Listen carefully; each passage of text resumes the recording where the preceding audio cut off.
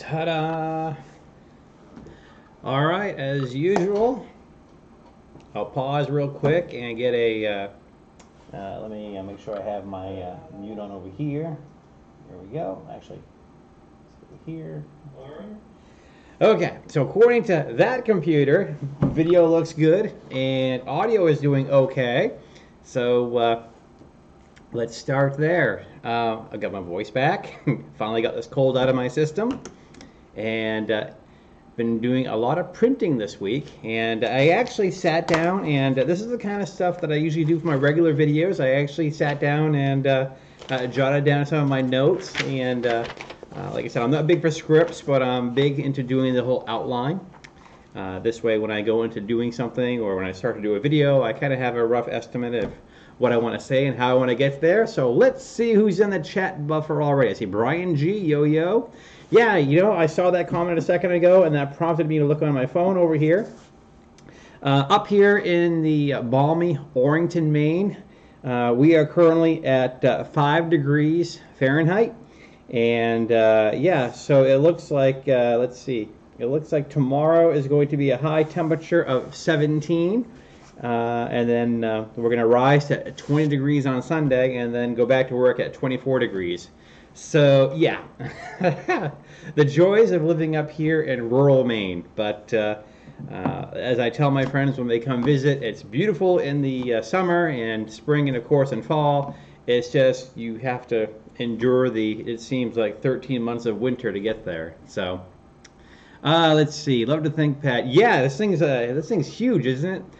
It's the Lenovo P72. I'm really liking it. I don't move it around a whole lot. It's kind of my replacement desktop, and it does a really great job if I'm doing some video streaming. As I've mentioned a couple times in past live streams, my previous laptop was a Intel i5. It was an Acer. It only had 8 gig of RAM, and frankly, that was a lot to ask of that laptop to do any kind of streaming.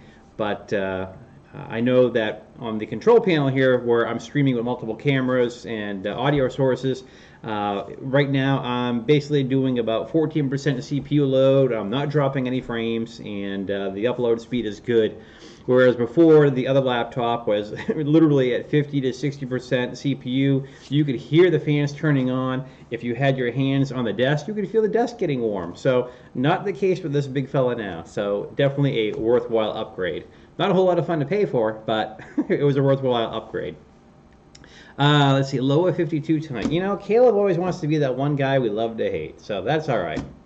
So I've got the heater running in the background, so I don't have any printers running. You may hear the furnace kick on, but yeah, I'll give you guys a little update on what I've been working on. I'm going to try to keep it to, you know, we're not going to go on all night tonight. Like I said, it's 10 o'clock, and I figured we would do maybe hour and a half here of just random, whatever you guys want to talk about. And plus, I got a bunch of notes here of stuff I wanted to let you guys know about. So I thought that'd be kind of fun. When it's raining, it makes you feel any better. Okay. Let's see. I thought you guys would enjoy the cup. That's good water. Okay. So one of the fun things we've been working on, and you guys may recall because we did this all together about 2 weeks ago, the Geeetech A10 behind me, man, we have struggled with that thing.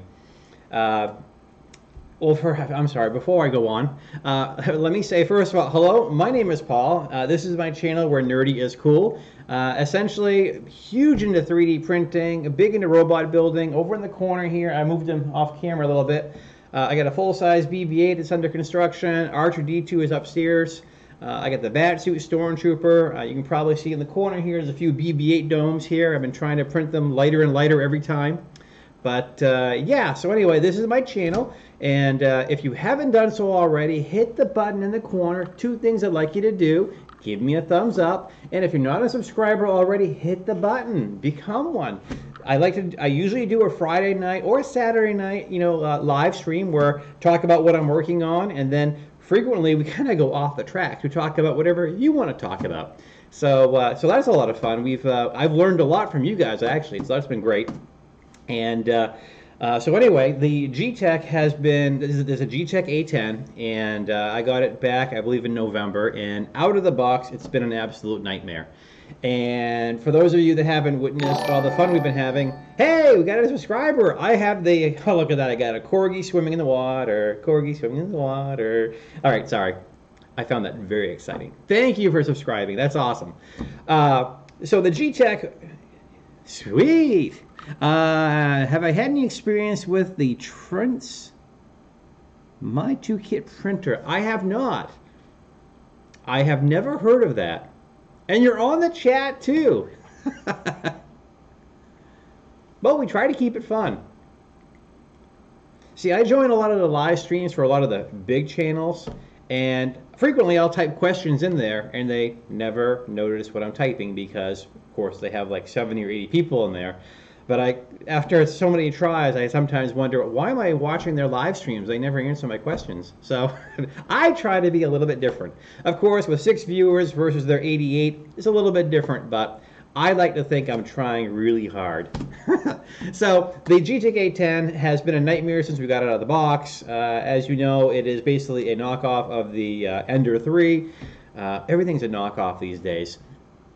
We had to replace the lead screw, we had to replace the coupler, we had to hack apart the X carriage so that the new coupler would fit in there. We've had to hack the Marlin to get that to go. We had problems with the motherboard. The motherboard magically started to accept USB connections after I got in there and played with the connectors. It's one of those things where I don't know what I did. I just don't want to go in there ever again. So the biggest issue I've been having with the, I was going to say Ender 3, but the Geeetech A10, has been getting the extrusion settings to work just right. One of the issues I had, and I remembered this because we did a lot of work on the CR10S with the new extruder here. I thought to myself, you know, nothing on this Geeetech has worked as advertised. What are the chances the E-steps aren't right either? So I had it go ahead and extrude 100 millimeters of filament. I measured it. It wasn't at 100. So I thought, well, let me try it again. So I tried it 2 more times, and each time I got 97 millimeters. So I did that, and as you can see, I have all my nice scratchings over here of what I did. So I did the current E-steps, which was what I got, which was on the machine already. I multiplied that by 100, and then I took what came out, divided it by that number, and I think I came up with 84 point something. Yeah, 84.54. And that's what I wound up putting in the machine. Cool thing is after I made those changes, a couple of the test prints I had been doing started to come out better. But I still needed to fine-tune the Simplify 3D profile because the one that Simplify 3D gave me, they had the extrusion multiplier set really low, like 0.9. And that always throws me off. I would think if you're, again, I don't design 3D printers, just thinking out loud, I'm thinking 1.0 is what you want, right? I mean, you always want the full amount. But, so I've done numerous prints, and actually I can show them off over here on the brand new Logitech 922, the one that we spent $100 on, so that Caleb has no ammunition to criticize us anymore. But as you can see, we did a pretty good job with most of the, what I'm see up here by my finger here, a little bit of trouble with some of these infill areas around the circle.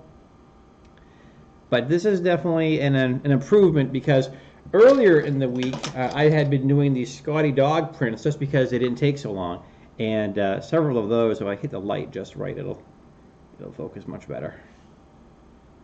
Come on, it's getting my fingers, but not. But we had a lot of issues with our DOG here. Come on, here we go. See, that's kind of ugly, and I'm not talking the hangnail. I'm talking the dog. So, over the last couple days, and more tweaking, finally got it just about down to, oh, you're almost there. You're almost there. Okay. I really wanted to show this off. This was a lot of work this week. There it is. Now, see, right by the back of the front leg, we still got a little trouble there. So, well, hello, Trolling for Dollars. That Deadpool bus is pretty awesome. That's great. So fine-tuning these I'll stick to this camera for a minute, I guess. Fine-tuning the simplified 3D profiles is not something I'm super good at, and I've been reaching out to the simplified 3D user group on Facebook, and there's been a couple of people that have made some really great recommendations, and as always, that seems to be the nature of this hobby. Of course, because we don't have a profile being offered by Geeetech, you're kind of on your own, and that's kind of the nature of this printer. Everything on this printer is on my own. So, oh, and speaking of that, we had the gentleman that was in one of our chats about 2 weeks ago that helped us out getting the Geeetech working with the firmware. He also did a lot with the 3D Touch. I want to say his name was Scott, if I recall correctly. And he was one of those guys that had a good connection with Geeetech. And he had contacted them and said, you know, this guy Paul from Where Nerdy is Cool, I just spent some time with him, and yeah, his printer is a lot of problems, and you definitely need to get him out a new LCD, you know, menu, because when you turn the button, it takes about 30 rotates to go anywhere, and it's not him, it's not the firmware, and the man's not crazy. I don't know if that's what he said, but I'm summarizing and inflecting some humor.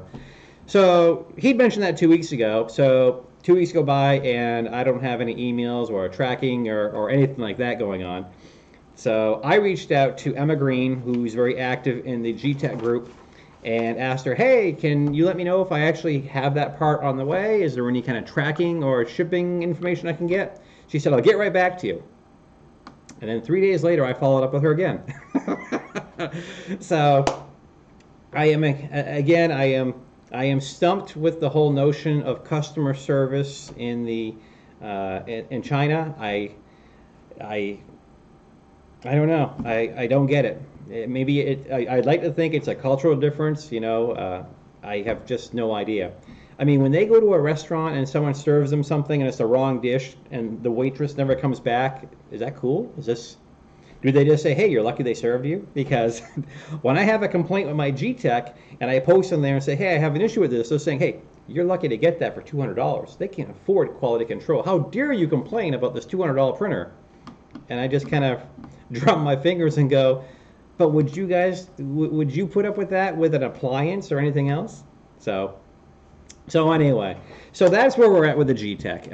The Geeetech, I'm hoping that part will arrive shortly. I have tracking from DHL, and if we have the same good luck we did with the last time they shipped us stuff, it's probably going to be parts for a different model printer. Because the last time they sent us stuff, they sent us the wrong size lead screw. The lead screw that they sent that we installed on the Geeetech is about 30 millimeters taller than the one that was in there. So who knows? Let me look at my chat buffer because I want to make sure. Caleb always has ammo. Yes, he does. He has the blessing of sarcasm. Hello, John. Oh, is T-Nice gone? Well, Rendereds, I got news for you. If you buy a Geeetech, I'll let you have the... Maybe, you know, this is the thing. It's just like when people buy from Banggood or from Creality or from GearBest. GearBest was the worst for a long time. It seems like, you know, if 10 people order, you know, 9 are going to have problems, and the one that gets it with no issues at all is going to be the one that's the most active poster. Oh, they're great. No, I don't know what you guys are complaining about. Whereas the rest of us are going to be like, seriously, dude? So who knows? I have a GearBest account today. I bought my original CR10 from GearBest, and it arrived beat to hell. They didn't secure because you have those metal connectors that connect to the control box. And on my CR10S, they were all wrapped up in plastic wrap and bubble wrap and tucked to the side. On my first printer, they weren't tucked away anywhere, and they just bounced around inside the box, and they beat the crap out of the print head. So when I got the printer out, the print head was about ready to come off the V-slot. So not a good time. Ta-da! Itchy trigger finger. So anyway, that's what's going on with the Geeetech. So I am hopeful that we will indeed see, let me back up to the other camera here. I am hopeful that we will indeed see a LCD, you know, controller. Why not? I mean, we've had to take the printer apart this many times. What's one more time, right? So most other people would have given it away or gotten rid of it, but for me, it's one of those. It's just like with my FT5. My FT5, I have a soft spot for that thing because that was supposed to be my awesome printer that printed all the large parts, and then I got all those melamine pieces, and so we got, we're trying to stay positive, and we're going to try to make it work. Yes, Kayla makes a very good point too. Printed solid does the same thing as well, and I'll mention it as well here too. I am a big fan of Tiny Machines and Printed Solid. I think Printed Solid still sells the CR10S as well. But essentially what Tiny Machines does is they, of course, buy these from China. They assemble them, they put them together, and they test them, and they make sure that they are working properly. And then once they are satisfied that everything's going to work properly, they dismantle everything, they pack it in the box, and they send it to you, and they even include a warranty with it, which is more than what you'd get if you got it from GearBest or Banggood or Alibaba or whatever. So those guys. Now, and of course, here's the cruel nature of 3D printing. People are always looking for the absolute cheapest price possible. They will go to Creality or GearBest or what have you to save $100 or $75 because that's way too much extra money to spend for the guy over here in the United States who's going to warranty it, test it, and make sure it all works. So that's just it. I've had people ask me, hey, where'd you get your CR10? I mentioned Printed Solid, and they were like, oh, geez, they're $100 more than if I got it from GearBest. Well, okay, your mileage may vary, though. So, let's see, Naomi. Yeah, Naomi is interesting. I find it really hard. I like the girl. I mean, she's nice. I just find it remarkable. Maybe it's our culture, but the one person that can get the point across to the business leaders of China is a girl that dresses like a Vegas showgirl.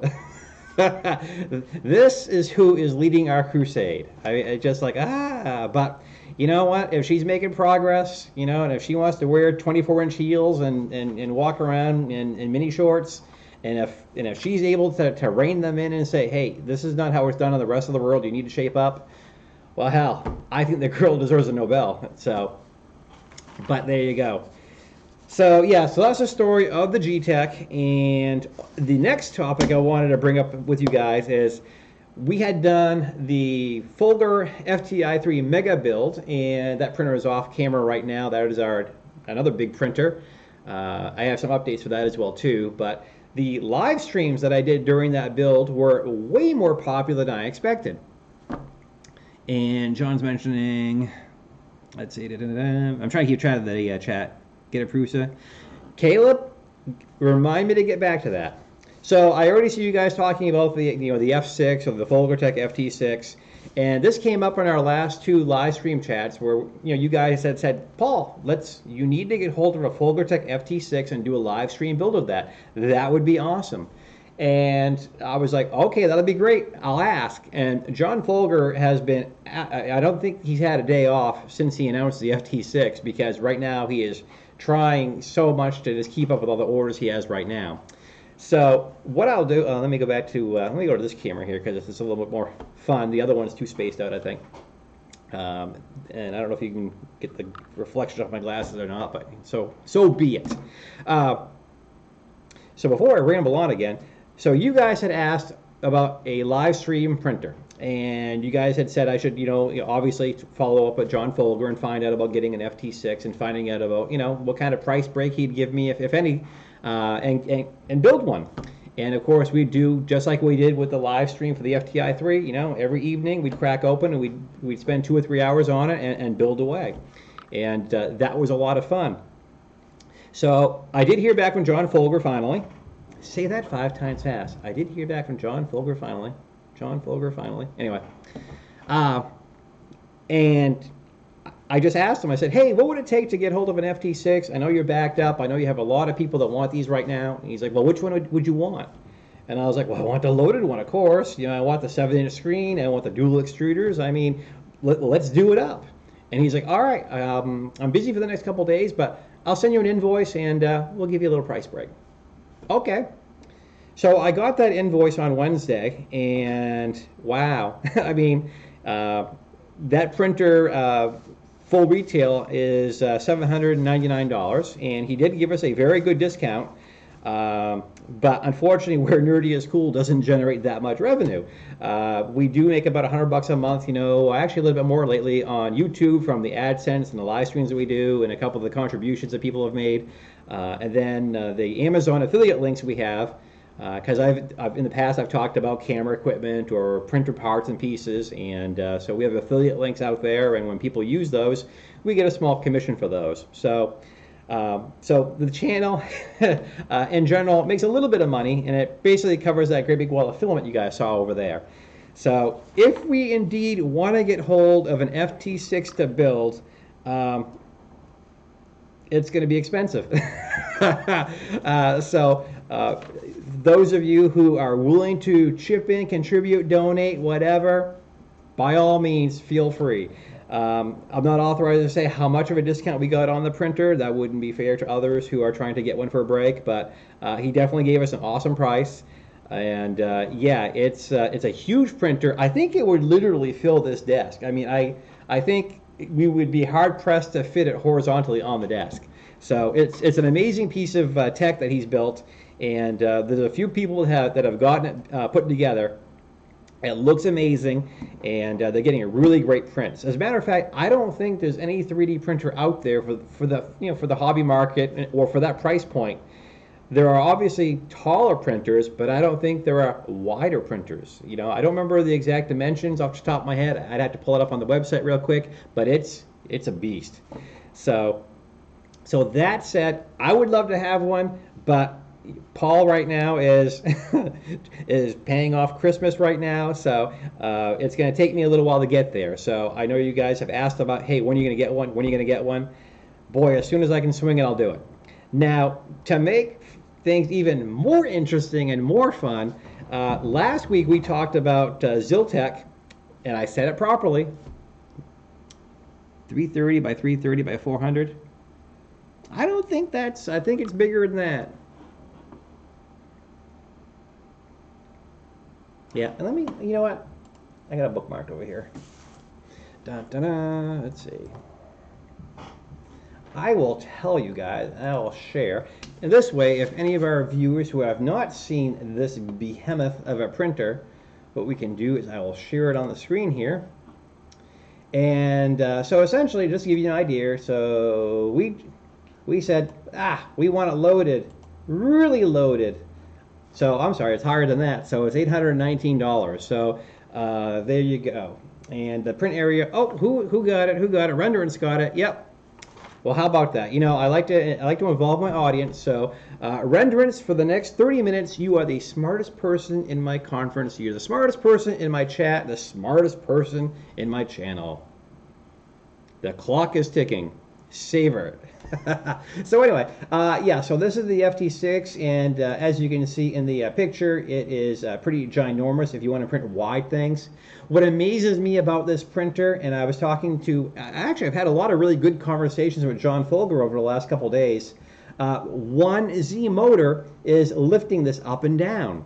So he said in the prototype that he built, he's been watching very closely for any wear on the belts or on the pulleys, but so far so good. But this is, I don't know how many of you guys are into the R2 building, but like I said, I'm thinking, if you're wanting to print things like the legs in one piece or something like that, this potentially could do something that size. And there's a lot of parts, if you're doing a 3D printed R2D2, probably couldn't do a dome. If you're going to print an R2D2 dome, you want something like a 500 by 500. Maybe, I don't know if it would fit on a 400. The problem that I've seen with the CR10s that have the big beds like that, they have difficulties. Let me bring it back over here. Well, if you buy a CR10 of that size, there's a couple of things that come to mind. The first of all is you need to get like a Kivo, great big heating mat. And the other problem with having these Prusa style printers is that if you're going to make something like an R2D2 dome, as I've encountered with the BB-8 domes, is that we're dealing with printers that move back and forth. And as you add more and more material, i.e. weight, i.e. mass, sometimes that material can want to move. And that is really going to test your adhesion. That happened to me on two of my BB-8 domes where I noticed about 3/4 of the way into the print, I got a little bit of lifting on one edge, and that was from I was using hairspray on a glass bed, and I thought that would be fantastic, and it started to lift a little bit. So just so you know, Jake from State Farm, holy crap, yay! So anyway, that's the story on the FT6. So that has been offered to the channel, saying, hey, if you want one, here's an invoice, and you can get it for a pretty sweet discount. And I said, wow, I can't afford that this month, but let me see what I can raise. And who knows? Maybe a couple of the guys will chip in from the channel and make it happen. So we'll see. Now, last week we talked about Geeetech. We were talking about their filament. And we kind of went off topic, which happens a lot over here, but we were talking about large-scale print kits like the FT6, and we also noticed that Geeetech has their own Hypercube line of 3D printer kits. And the newest one they have that they're coming out with is called the Hypercube 445, okay? So it's 400 by 400 by 500. And that one is going to be coming out soon. So as I mentioned to you guys last week, you guys have said, hey, you ought to talk to Geeetech and find out what's going on with that, because it hasn't been released yet. They've posted some pictures of the frame, but they don't have the electronics and all the other pieces and stuff like that. So I talked to those guys, and they got right back to me, and a couple of things of note. So they said that, well, by the way, where Nerdy is cool, you have a discount if you want to buy one of these printers.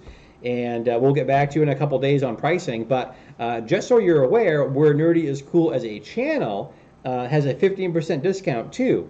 So I had forgotten about that. So just so you guys are aware, if you're going to be on the Geeetech website ordering filament or any of their goodies, if you use Nerdy is cool, all one word, you will get 15% off. So there you go. See, just listening to me, you're saving money already. And they really do have some really awesome filaments. Their PLA, from my experience, I've been buying Ultimaker brand PLA for as long as I can remember. Then I got into the 1.75 millimeter stuff, and then the price started to go down a little bit. But I was still buying Color Fab, Hatchbox, the more expensive stuff. And when people mentioned the Geeetech stuff, I was a little hesitant to jump into that, because I'm thinking, that stuff, I've seen a lot of people post that, hey, I bought this really cheap filament and now my printer doesn't work anymore kind of stuff. And I was like, do I really want to mess with that? But then Uncle Jesse made a video and raving about the stuff, so I thought, well, you can't go wrong with that. So I've been printing with their PLA and their PETG. I wish their PETG had more colors, but the price is right, so to speak. So it's definitely worth checking out. So where I'm going with all of this, so first of all, yeah, so be sure to take advantage of that discount. Nerdy is cool. That will save you 15% on Geeetech. You should definitely check out their website and look at the PLA and the PETG and other filaments they have. Like I said, I'm one of those people where when I change filament brands or filament types, I'm a little bit, I don't want to say nervous, but I just want to feed the filament in and have it print and work. I don't mind changing a few settings in the slicer, but if I have to get into crazy stuff like, E-steps and retraction, I just, part of me just wants to load the file and print. Sometimes I want to tinker, that kind of thing. But their stuff has worked very, very well. And the price is definitely quite inexpensive. I'll bring it up on the screen here in case you guys have never seen their stuff and don't know what I'm talking about. And here it is. Let me swap screens real quick. Okay. I haven't used their ABS. I don't like the smell of ABS. If I wanted to smell burnt popcorn, I would do that. Okay, let's close that out. But look at their stuff. Okay? $13.95 for PLA. And if you want to go, with a sampler or whatever, frankly, people that buy samples or do those filament of the month clubs, you guys are braver than me, because whatever I would want to print, I wouldn't have enough filament. But lots of good deals over here. You may recognize a couple of the colors here. We've used these here during our live streams. You can't smell anything? That's great. Yeah, their PETG, the only thing I discovered with PETG, and what I can do is I can, let me demonstrate or show that off here for our folks here too. I got their blue PETG. The only problem I ran into was when I print with my Ultimaker, I always use Z-Hop. And so what happens is every layer, the printer goes down slightly and then the print head moves. It just prevents stuff being knocked around. But when you're using PETG, which is already a fairly stringy material, and you add that variable to it, it basically turns my print into something Spider-Man did. So, but these guys, like I said, good stuff here in the USA. And just remember that, and I'll type it right in here quick, just so you know, nerdy is cool is the coupon code you want to use to save 15%. So there is that. So that leads us to this point. So essentially what we have is, we were talking about how we wanted to do our next live stream, doing another 3D printer build. So we have 2 large printers that have been offered to the channel for very sizable discounts. And so I don't know if we're going to have to do a vote. Do you guys want to do the Hypercube, or do you guys want to do the FT6? And then it boils down to, let's see, Geeetech is $16.86 with 15% discount and $5 shipping. There you go. Now, was that the PETG that you selected, Brian?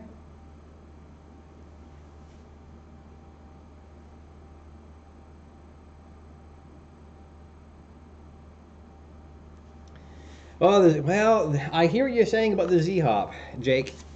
Jake from State Farm. There's certain people that deserve a medal for having the best handle on a chat. And seriously, dude, you certainly own it. That's great. PLA, really? What's their PLA price? I just saw it a second. I thought it was 13, unless my glasses aren't. When I looked, dun da da. Is it 13? Yeah, I saw $13.95. Dun da da. Let me go over here. Okay, let me click on this. Caleb donated! Yay! $5 towards my camera I bought for him. Okay, let me do the checkout as guest.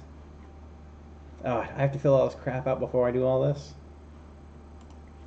Oh, do I have autofill turned on for anything? No. Well, you should be seeing $13.95, then the 15% discount. So I'm just curious how you came up with the number you came up with of $16.86. Oh, whoa, I'm sorry. I'm sorry. Duh. Okay, you mentioned shipping. All right, gotcha. I'm sitting here thinking, why didn't your discount work? But you mentioned $5 shipping, and okay, I'm sorry. See, this is why this should have coffee or some alcoholic beverage. Instead, it has water. So, sorry, a little slow on the uptake right now. Joseph, thank you for doing the math for me. Ta-da! So anyway, so that's where we're at. I'm really hoping that next month here I'll be able to swing and take care of that invoice for an FT6. And I don't know how long the delay is to get it. It would be kind of fun to go down there and pick it up. Actually, if he has the time for that, I could pack up a couple of the cameras and we could do a video. Or wouldn't it be kind of fun to make the man assemble it with me? Hey, what do you mean you're stuck? You designed it. No, I don't think he has time for that, but it would be a lot of fun. He is about a 5-hour drive away. I would suggest one thought would be to fly down, but I don't think the printer kit will fit in the back of the Piper. There's no way. The Aero Club I'm in, we have a Piper Cherokee, and unless we're duct taping it to the bottom, there's no way that's going to fit in the rear compartment. So, okay, so I'm going through my notes here. So yeah, wow, we got 14 viewers. Well, hello. We're about 39 minutes into this, so let me do the little recap of hello, welcome to Where Nerdy is Cool. My name is Paul. Well, we talk about all things nerdy, 3D printing, prop building, you name it. So welcome. If you haven't already, and I see we have 5 thumbs up and we got 14 people. So 9 of you need to get down there and click the thumbs up. And if you're not already a subscriber, please become one, because you don't want to miss these Friday nights, or actually sometimes they turn into Saturday night chats. And actually this weekend I have on my roster, I have 2 videos I'm working on. I'm doing some more work on the Octoprint Anywhere. I've been talking to the developer. He's made a couple changes along the way. So twice I've had this video all set to go, and then just when I'm ready to start doing some editing, I get an email saying there's a new update. So I'm like, well, damn it. But I just want to make sure that whatever I put up for content fully reflects at least the latest version. I mean, I can't hold out forever, but Kenneth over there with Octoprint Anywhere, he's done an awesome job. It's a remote monitoring plugin for Octoprint. It works very, very well. I know many of you people have different approaches or different thoughts as far as do you leave your printer unattended? You know, do you leave the house while it's printing? You know, is it one thing if you're just running errands, or what if you go to work all day? Do you trust this thing to run all day while you're not home? And you know, some people don't, and that makes sense. I mean, we've all seen those posts about, you know, these things, you know, having something go wrong, or you get something wrong with the print comes loose, you get spaghetti everywhere. The next thing you know, you get, you know, plastic all over the place, and will it catch on fire? There's also big concerns about the electronics on these things. Hey, they're from China. They're built by the lowest bidder. I mean, you know, how much do you trust this thing when you're not around to watch it? So that said, to those of us that do trust their printers, and I do trust my Ultimaker, for example, you can leave your home, you can go anywhere you want, and then through the phone or basically any mobile app. I mean, it's not even an app, it's a web page. It's an HTML5 page, and you can click and you can find out what your print is doing. And if you see that it's going really badly, you can click, you know, through the web page, whether, you know, it's on PC, Mac, you know, tablet, whatever, you can stop the print because you have the same interface through his program as you would with Octoprint. So, and that's happened to me a couple of times. I've had a multi-day print going on, and the next thing I know, the whole print sideways on the print bed, and I'm like, oh crap. And I've been at the gym, I've been in the treadmill, you know, all right, go in there, pause print, stop, you know, and so you save yourself a little bit of, you know, hassle. Then you go home and, you know, of course, cuss because the damn print failed. But that said, that's one of the next videos we're working on. And if you guys are into remote monitoring your prints, it's really, really easy. What else did I want to show you guys? I showed you guys the Geeetech results. Keith and I have been working on a lot of different mounts that we want to use for the, there we go. We have the i3 Mega, which is a i3 Prusa design. And what we've been doing is we found some new designs, and what this is going to do is this is going to be what we mount our Titan Arrow into, and then we have this opening here where our probe is going to go. And we've had to really and bless the man's soul. I mean, Keith is awesome. I mean, he knows how to go into these STLs, go into Fusion 360 and make changes that I have no idea how you do it. But he's made a couple changes here so that certain parts and pieces fit better. And the Titan Arrow arrived today. Unfortunately, it was a 12-volt one, and we ordered a 24-volt because the i3 Mega is a 24-volt system. So hopefully Printer Solid is able to correct that. But it's taken a few tries to get this, and this came off the Ultimaker using IC3D filament. And as you can see, outside of a little bit of trouble on some of these overhangs, it came out pretty stinking good. Now, speaking of our friend Keith, who unfortunately is not here, so we'll have to speak about him behind his back. Keith was super excited. I got a message from him, and he's like, wow, you know, I ordered my my Prusa Mark III during the holidays, and I just got my notification it's on the way. He bought the kit, and I received a message from him earlier today where he showed he had a black box that showed up, and he has broken pieces, and he's not happy. So I feel bad. It seems like Prusa, maybe they're rushing. Maybe they're trying to, you know, cram these things out the door to meet this back order. If you go to their website and look at their ordering, there are several weeks behind. If you want to get the spring steel plate, good luck. Prusa makes some nice printers. They kind of lead the path with innovation right now. My concern with them is that they never really caught up with the Mark II demand when they came out with the Mark III. The Mark III has been back ordered as long as I can remember, and now they're introducing an SLA printer and some vaporizer, you know, for the cleanup process with that. It just seems like they're offering a lot of product, and now they're selling filament now as well too. They produce their own filament, but you know, but he must be laughing all the way to the bank. It's just every time I go to that website, I keep seeing back order, back order, back order. So you got the powder coated bed. Yeah, that's nice. So speaking of the i3 Mega, so yeah, the Titan Aero, we got that printed out. This is one of the upgrades I'm looking forward to doing on our live stream, because that's a really nice, we went through, you know, our throws to get that together, and it was a really fun build. But I definitely don't like that. I think they call it a Mark 8, you know, that giant, you know, you get the big stepper motor and the extruder and the nozzle.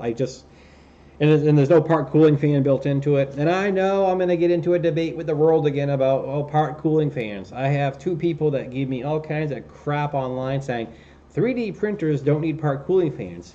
If they need one, it's because of bad design. Well, why does every other expensive printer out there have them? Hello? Every Ultimaker has them. All the Raise 3Ds have them. I mean, but anyway, you know. These are the people that believe the Earth is flat too. So okay. So anyway, so with that upgrade, the new print head, I hope we have that coming in shortly. And what else is on the list for that thing? I know we have a blower fan we need to get. I was all excited because I thought, hey, I got a whole bunch of these. And then I looked and realized that all of mine are 12 volt. So I could put them on that 24 volt system and they would work really briefly. So need to get some blower fans. And the other thing talked about doing with that printer as well as the FT5 is stepper drivers. So the upgrade path for a lot of these printers continues, and it's going to be fun. And that's kind of the nature of the beast here with these 3D printers that we get from overseas, or, you know, especially the ones that are here local from John over to Folgotech. He puts together, you know, a good basic solid package, and then from there you can kind of, you know, tweak it to whatever works for you. The other one I wanted to mention here was we have, let me go to the other camera here next to me. You may recall that we installed this about a week and a half ago, the CME CNC EZR extruder, and I've been doing a lot of prints with that. I just wanted to see how well that thing's working, because quite frankly, for 35 bucks, is it the solution? Or, as we discussed last week, the Bondtech would be the awesome way to go, but it's also a $90 upgrade. So I thought we would try this $35 one first and see how well it works. And so far, all the prints that have gone through there, we have not had any issues with extrusion. I haven't had any issues with filament, you know, any troubles there. It looks like between that and the Capricorn tubing, everything's working really well. So far, so good. That's all I got to say. I still every now and then run into a little bit of issues with my Easy ABL on there. It seems like sometimes my Z offset, I'll start a print and I always babysit the start of the print. I always do the baby stepping, but it's been fine for a week, but it seems like, you know, every other week or so I'll start a print and it's like, geez, I don't see filament on the plate. It's like way too close. Or there'll be sometimes where it's like it seems way high. And the only thing I can think of is what I should do, and what I mentioned to other people, is that the first thing I do if I know I'm going to do a print on this thing is I let the bed heat up for a good 5 to 10 minutes. Then I load the print via Octoprint, and then I let it do its probing. And it seems that if I let this thing heat up, all my problems go away. But sometimes I don't do that. Of course, it does heat up to 60 degrees Celsius, and then the printhead heats up. But that Easy ABL and those probes in general, I think, really like that surface to have been warm for a good duration of time to do their readings. But other than that, like I said, it's every great once in a while it'll do that to me. So, what's going on in the chat buffer? I just want to make sure here. I haven't missed anybody.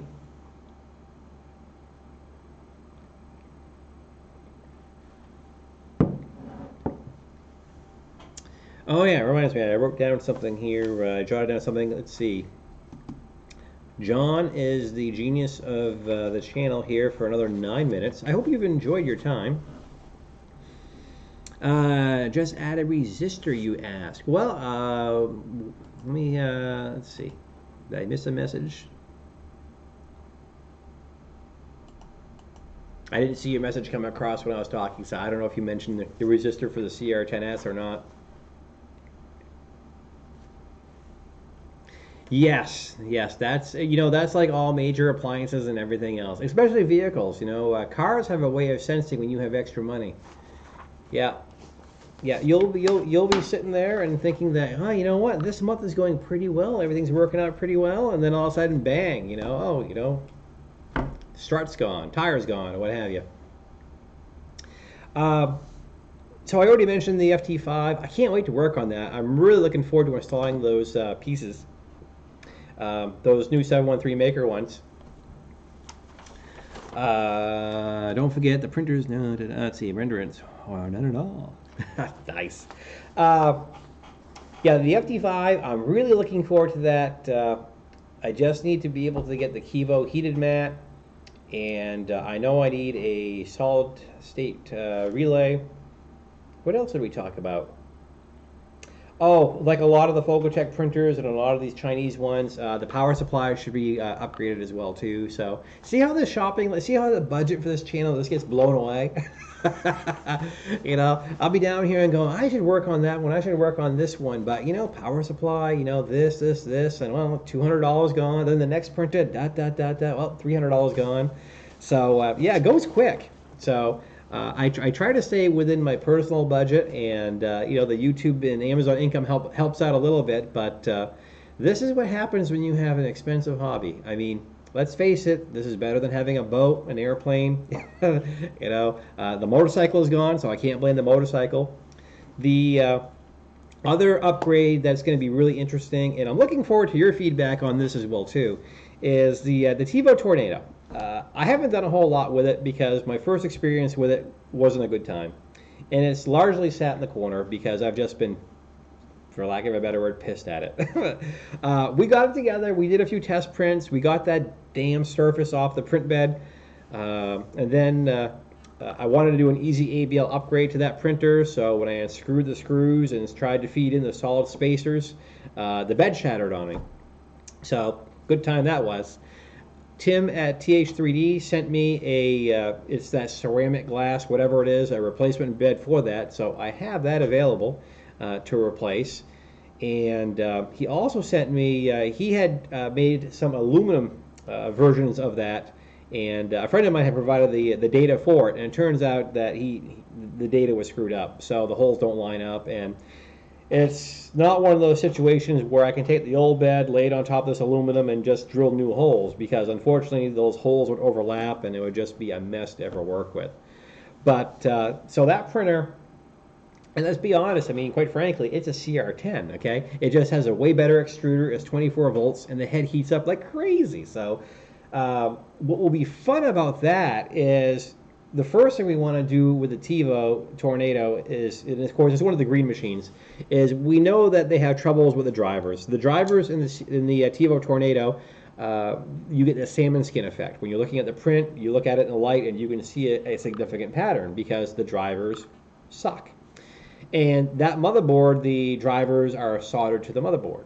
So the only way you can replace those is replacing the motherboard, which I've done. So I have a new motherboard. What?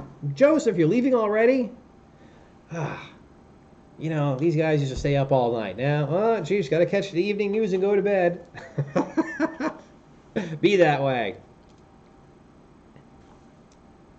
But, let's see. But yeah, have a good night, Joseph.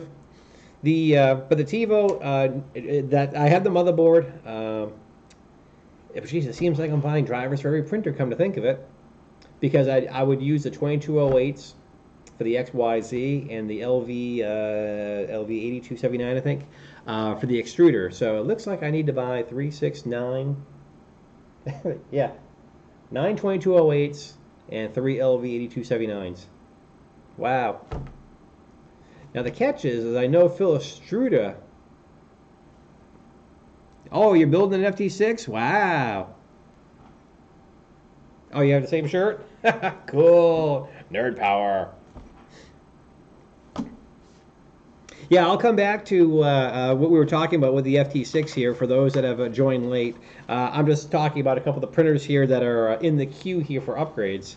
There's a lot of people that have done really, really good with their TiVo Tornadoes because, you know, if they're CR10. I mean, it's a copy of a CR10, right? So the only thing I haven't made up my mind on with the TiVo Tornado is what do I do for a print head, or what do I do for the extruder? The extruder comes with their Titan knockoff, and so my next thought is I've had really good luck with the Micro Swiss nozzle on the CR10S, and I'm debating whether I use a Micro Swiss on the TiVo as part of that upgrade, or I got them all over the place. I got a bunch of these E3D V6s, and so that's another option. And I do have the aluminum mount that would work on that too. So there's a lot of ways we could go on that. Audio lost.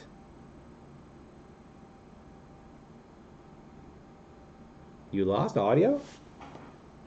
Let me check over here. Audio lost. Nope. I hear my annoying voice right over here.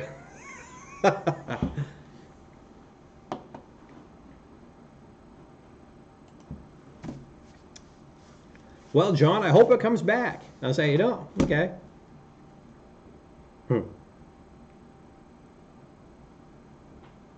All right, I'll move on then. Yeah, so that's I'm curious what my my peers here think about the TiVo Tornado as far as upgrading.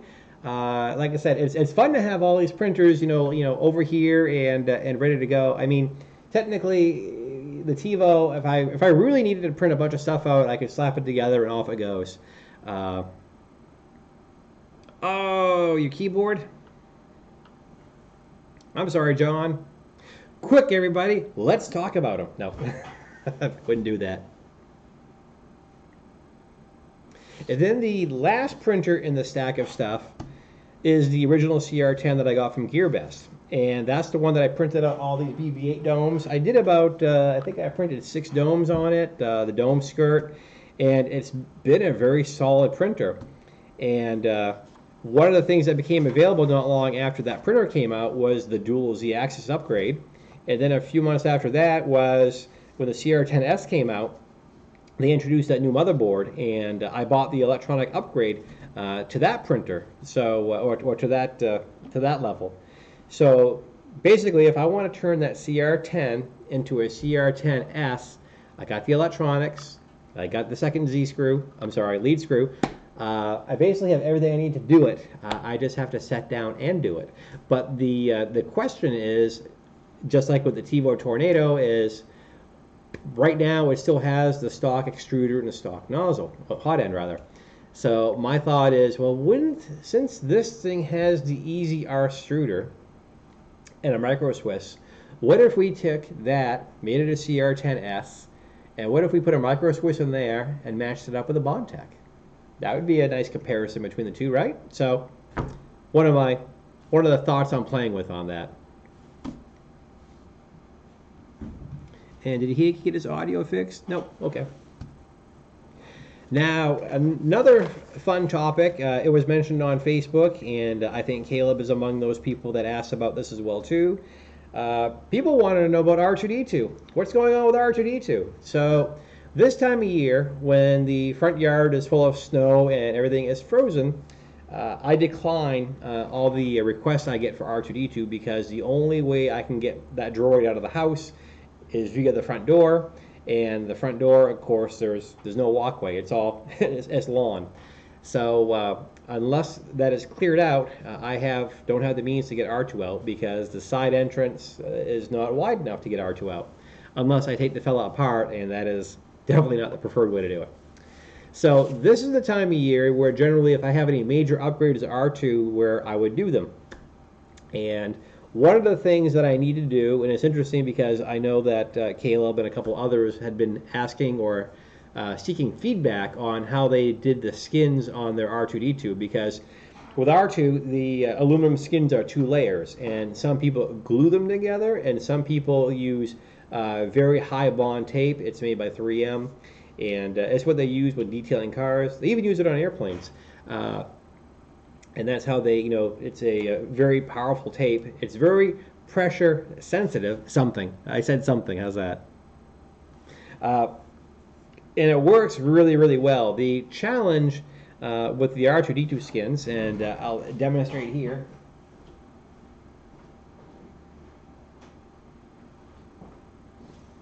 So these have been put together with very high bond tape, and the edges are perfectly fine. And I have my doors and everything else in here.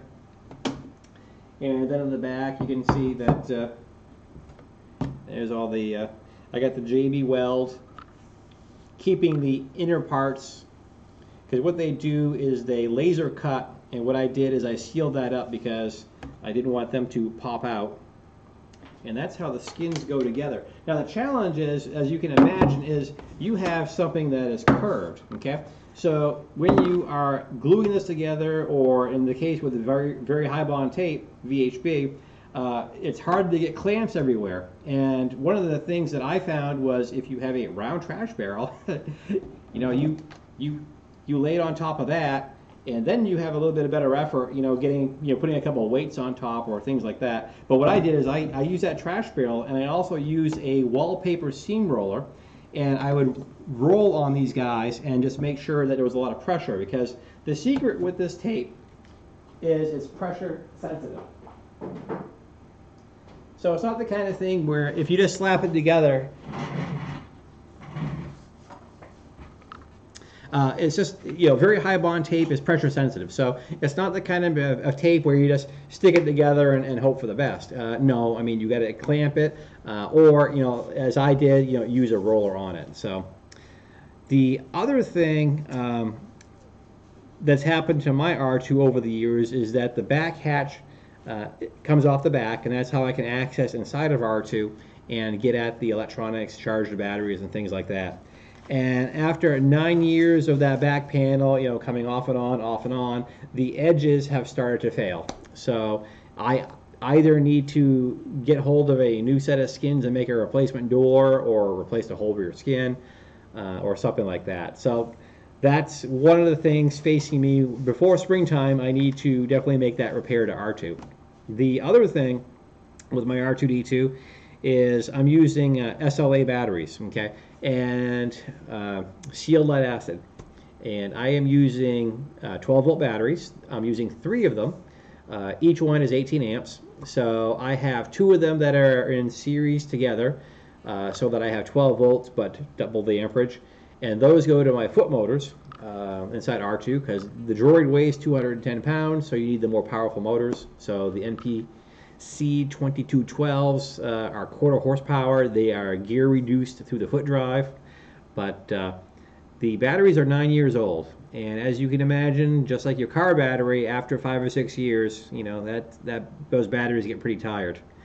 So I either need to buy new steel lead acid batteries or go to lithium ion, because that's what everyone's doing these days. The problem is lithium ion, of course, or poly is very expensive batteries. And of course, the other thing is when they have a bad day, they go poof.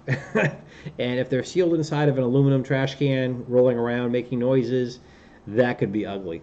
So I'm still debating what I want to do. Do I just if I replace them with the poly batteries, the weight reduction is enormous, but those batteries are about 250 each. Whereas if I go with what I have right now, those batteries are about 44 pounds. So it's a significant weight savings if I do it that way. Someone also asked, I don't know if he's in the chat buffer or not. I know he shot me a comment on Facebook. BB-8. Well, that's why we're upgrading all these printers.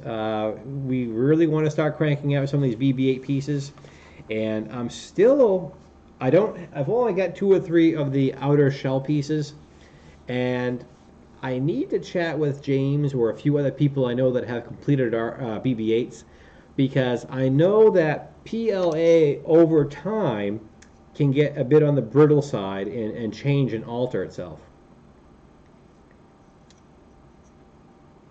Yeah, lipo, yeah. Those lipos they don't give those lipos away.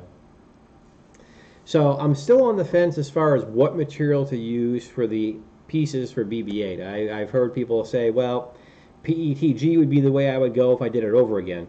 And a lot of people have them because they're PLA, but they do a lot of sanding and filling. So in fairness, the structure may be PLA, but they've done so much finishing work to it. I mean, you've got Bondo and everything else on top of there, or seam filler, or you name it.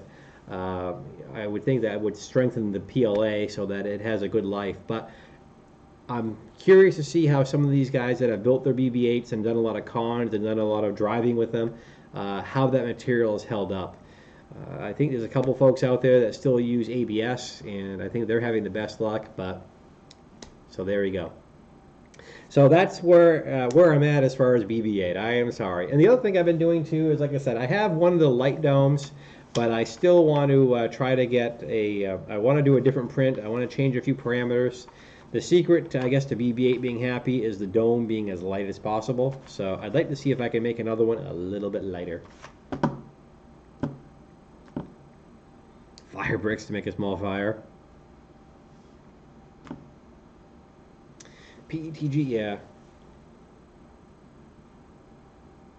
Yes, you mentioned a good point there with the melting temperature of PLA. I have a friend of mine. It's interesting because I don't know if I have him here. Maybe I gave him. No, I got him right here. I printed one of these for him because he likes dragons. And but what he did is he put it inside of the cab of his van, and he doesn't always travel with it, so sometimes it will sit in the sun. So I have watched over the last year as the wings have slowly and slowly softened, and now the wings are almost touching the ground, but it's done it so slowly over so many months that you would think the model was printed that way. It's really kind of funny. As a matter of fact, when he saw this one, he's like, "Oh, I could use a new one." So there's definitely a lot to be concerned about as far as PLA, if you're going to have it in a hot car. Now, the one argument I hear people make all the time is that, well, I'm not going to leave I'm not going to leave BB-8 in the car all day. Well, okay, that's true, but there's also going to be that time where maybe you're traveling to an event or something like that, and you have a stopover someplace. Obviously, you either got to bring it in with you or leave it in the trunk or something. So there's still a little bit of a concern that even PLA, and even as well-intentioned as you are, you will probably suffer some damage. The other thing that I haven't seen discussed and I've wondered about is that, of course, BB-8 is all sealed up. With R2-D2, we have various vents and openings where we can get some airflow and keep the electronics cool. BB-8, of course, is a solid ball, and everything is sealed in there. And, so not only do you have, whatever the outside environment is, but inside of there, you have these motor controllers running, generating heat. You have these LEDs or various controllers. They're generating heat. Now, are they going to generate 50 degrees Celsius kind of heat? I don't know. But, so you have both the inside and the outside temperatures to be aware of. So it's interesting. If the PLA melts, remove the children from the car. That's fantastic. Yep. Yeah, that's one of the... I'm surprised that came off the Geeetech of all things. Yep. Let them all out of the car if it's that hot. Now, I'm going to ask you guys a loaded question, I guess. And I'm asking honestly, and I'm looking for your honest answers. And I know sarcasm is very, very a very powerful tool we have here, but I'm going to ask you guys a serious question and get some serious feedback. So I know there are some people that are always, pushing to get more subscribers, more views, whatever, on their YouTube channels. And I try not to be one of those guys. I look at the stats every day because that's what I see. And I don't fret. I mean, I know there are certain channels out there that are literally begging every time you watch them, but I try not to be like that because I like to have fun. I want my channel to be fun. So subscriber growth has been great. I mean, we're averaging about 10 a day. I think we're doing fine. I think in my head, the way that I present my videos and my live streams it's lively, it's fun, it's not super serious. We're not talking politics, and we're just having a good time. And what I like even better is you guys are asking questions, and other people are able to answer you. So it's kind of self-help in a way. So I guess what I'm asking you guys is, how am I doing? How is it? Do you like what you see? Do you enjoy the live streams? Do you like the videos? Do you have any constructive criticism that you wish to offer? I'm sitting back. I'm watching a live studio band. Yeah, actually, one of the things that I had wanted to do is either via Skype or Google or whatever, and of course I can do that with the OBS software setup. Is it would be fun to have a guest, and for example, if Keith wanted to talk about his experience with his Prusa kit that he just received, boom, we could have that kind of discussion interview. I don't know if I'll be able to have a live studio audience or music. That would be really cool. I do admit I like the sound of that. Would be kind of cool to have, someone off to the side of the stage saying, "And here's Paul," So yeah, that's one of the things I wanted to ask you guys about. How am I doing? Is the channel fun? Are you enjoying it? You looking forward to the live streams? You like the videos? How is the lighting? Is the video? Oh, there's the furnace. That sort of thing. So here's your opportunity in the chat buffer below to offer your feedback. And please be gentle. I work hard on this.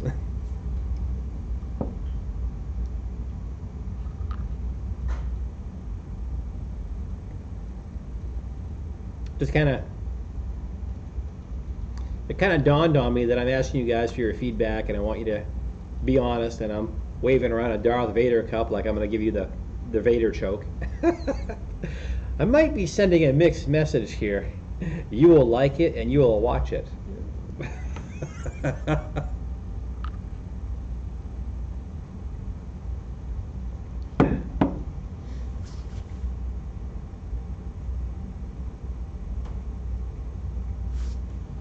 The one thing I see a lot of people do is I see a lot of channels wanting to do printer reviews, and I think I like Vader, so I'm not scared. Good. I didn't want my channel to be another 3D printer review site. There's enough of that already, and there's some people that do it really, really well, and there are some people that really need to watch their own videos, in my opinion. But let's stay positive. So I think, in the world of YouTube, there's room for everybody. I need green filament. Hey, are you still upset? I made your wife happy. I had purple filament. I pleased your wife. I mean, how awesome is that? But no, when I was, like I said, for me, when I made the channel, it was a matter of, everyone wants to find their niche, and there's a lot of people that are doing 3D printing.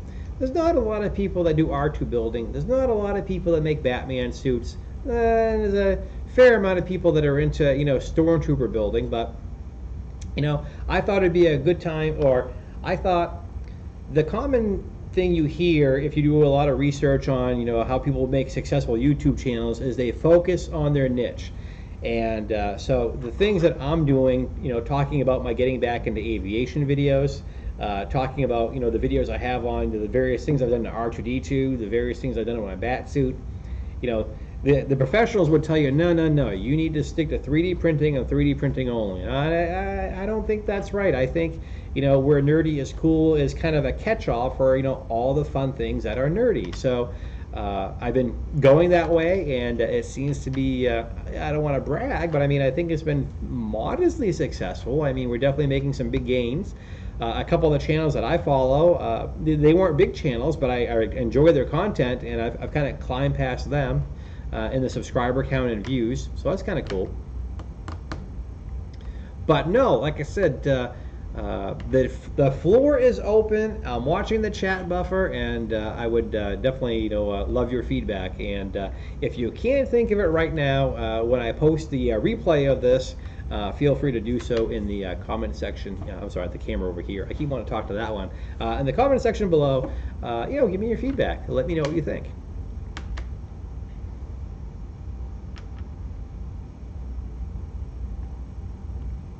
Well, we could use our discount at Geeetech, where we get 15% off, and we could get some green filament.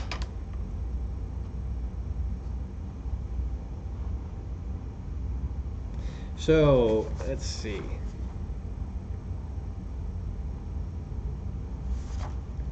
Hey, Fusion Makes Everything. How you doing? Welcome. Well, you're in luck. I was just going to give a recap here real quick of a couple of the top things I talked about in the first hour. PETG green. Wow, what is it with green? I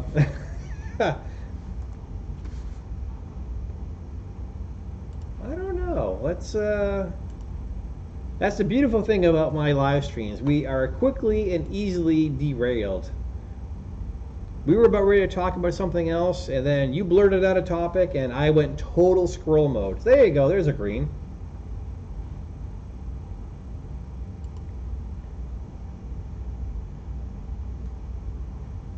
There you go. There's a deep green one. It's $13.85. You could use your 15% discount and get it super cheap.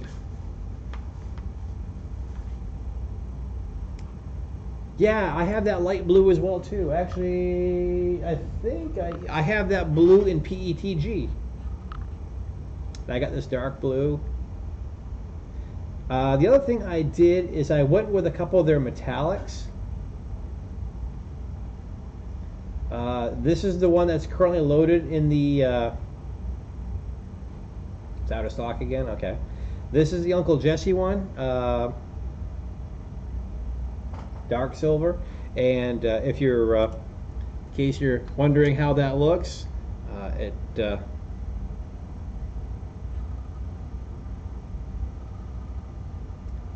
comes out really nice. Yeah, see, ABS, if I had some better ventilation down here, because cracking a window over here when it's 5 degrees Fahrenheit is not my favorite thing.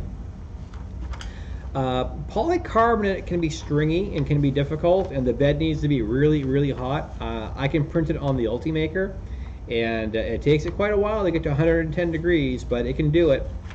And as a matter of fact, the X carriage pieces on the ends on the Geeetech i3 that we built, that was made out of polycarbonate. Yep, yeah, it is. I have a part I made in polycarbonate, and I think it's a holder I had around the electric toothbrush.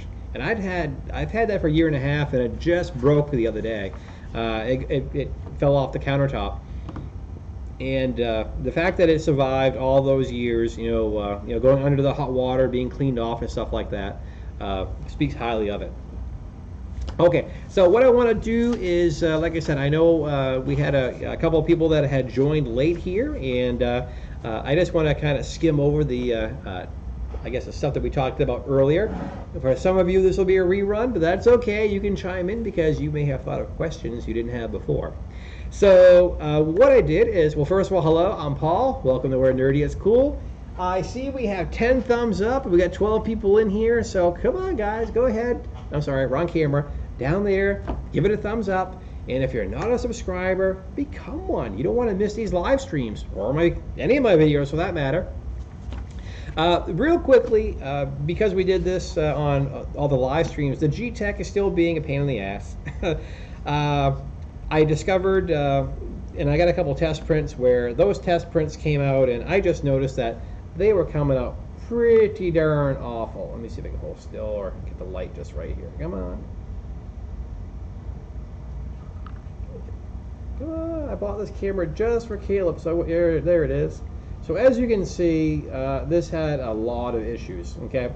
So after this came out, and I'd been tweaking the simplified 3D profile, I had the revelation that, nothing in that firmware from Geeetech has been just right.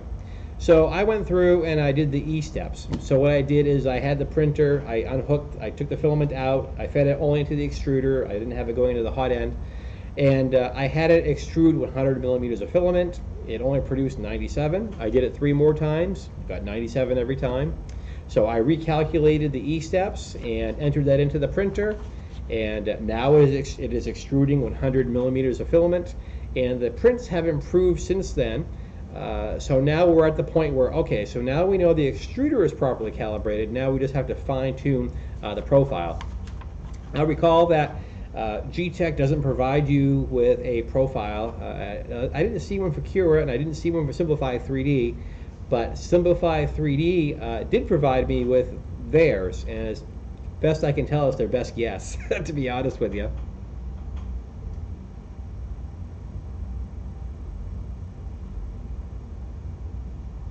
Well, that's just it, render. You know, those guys, I almost wonder if the printers they got are cherry picked. Because the printer I had, as you guys may or may not know, from the minute we got it out of the box, it's been nothing but problems. Problems with the lead screw, problem with the coupler being bent. The lead screw was bent. Problems with the knob on the controller. It takes 10 turns to do anything.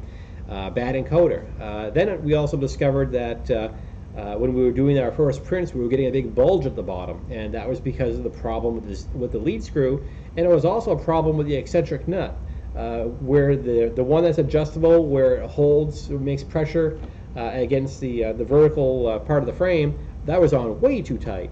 So I gave that a half turn, and this thing's able to move a whole lot smoother. So there you go. Problem replacing the lead screw and everything else in the coupler was that we had to use a Dremel to make a cut in the X carriage so that the coupler wouldn't make contact. I mean, just all kinds of crap.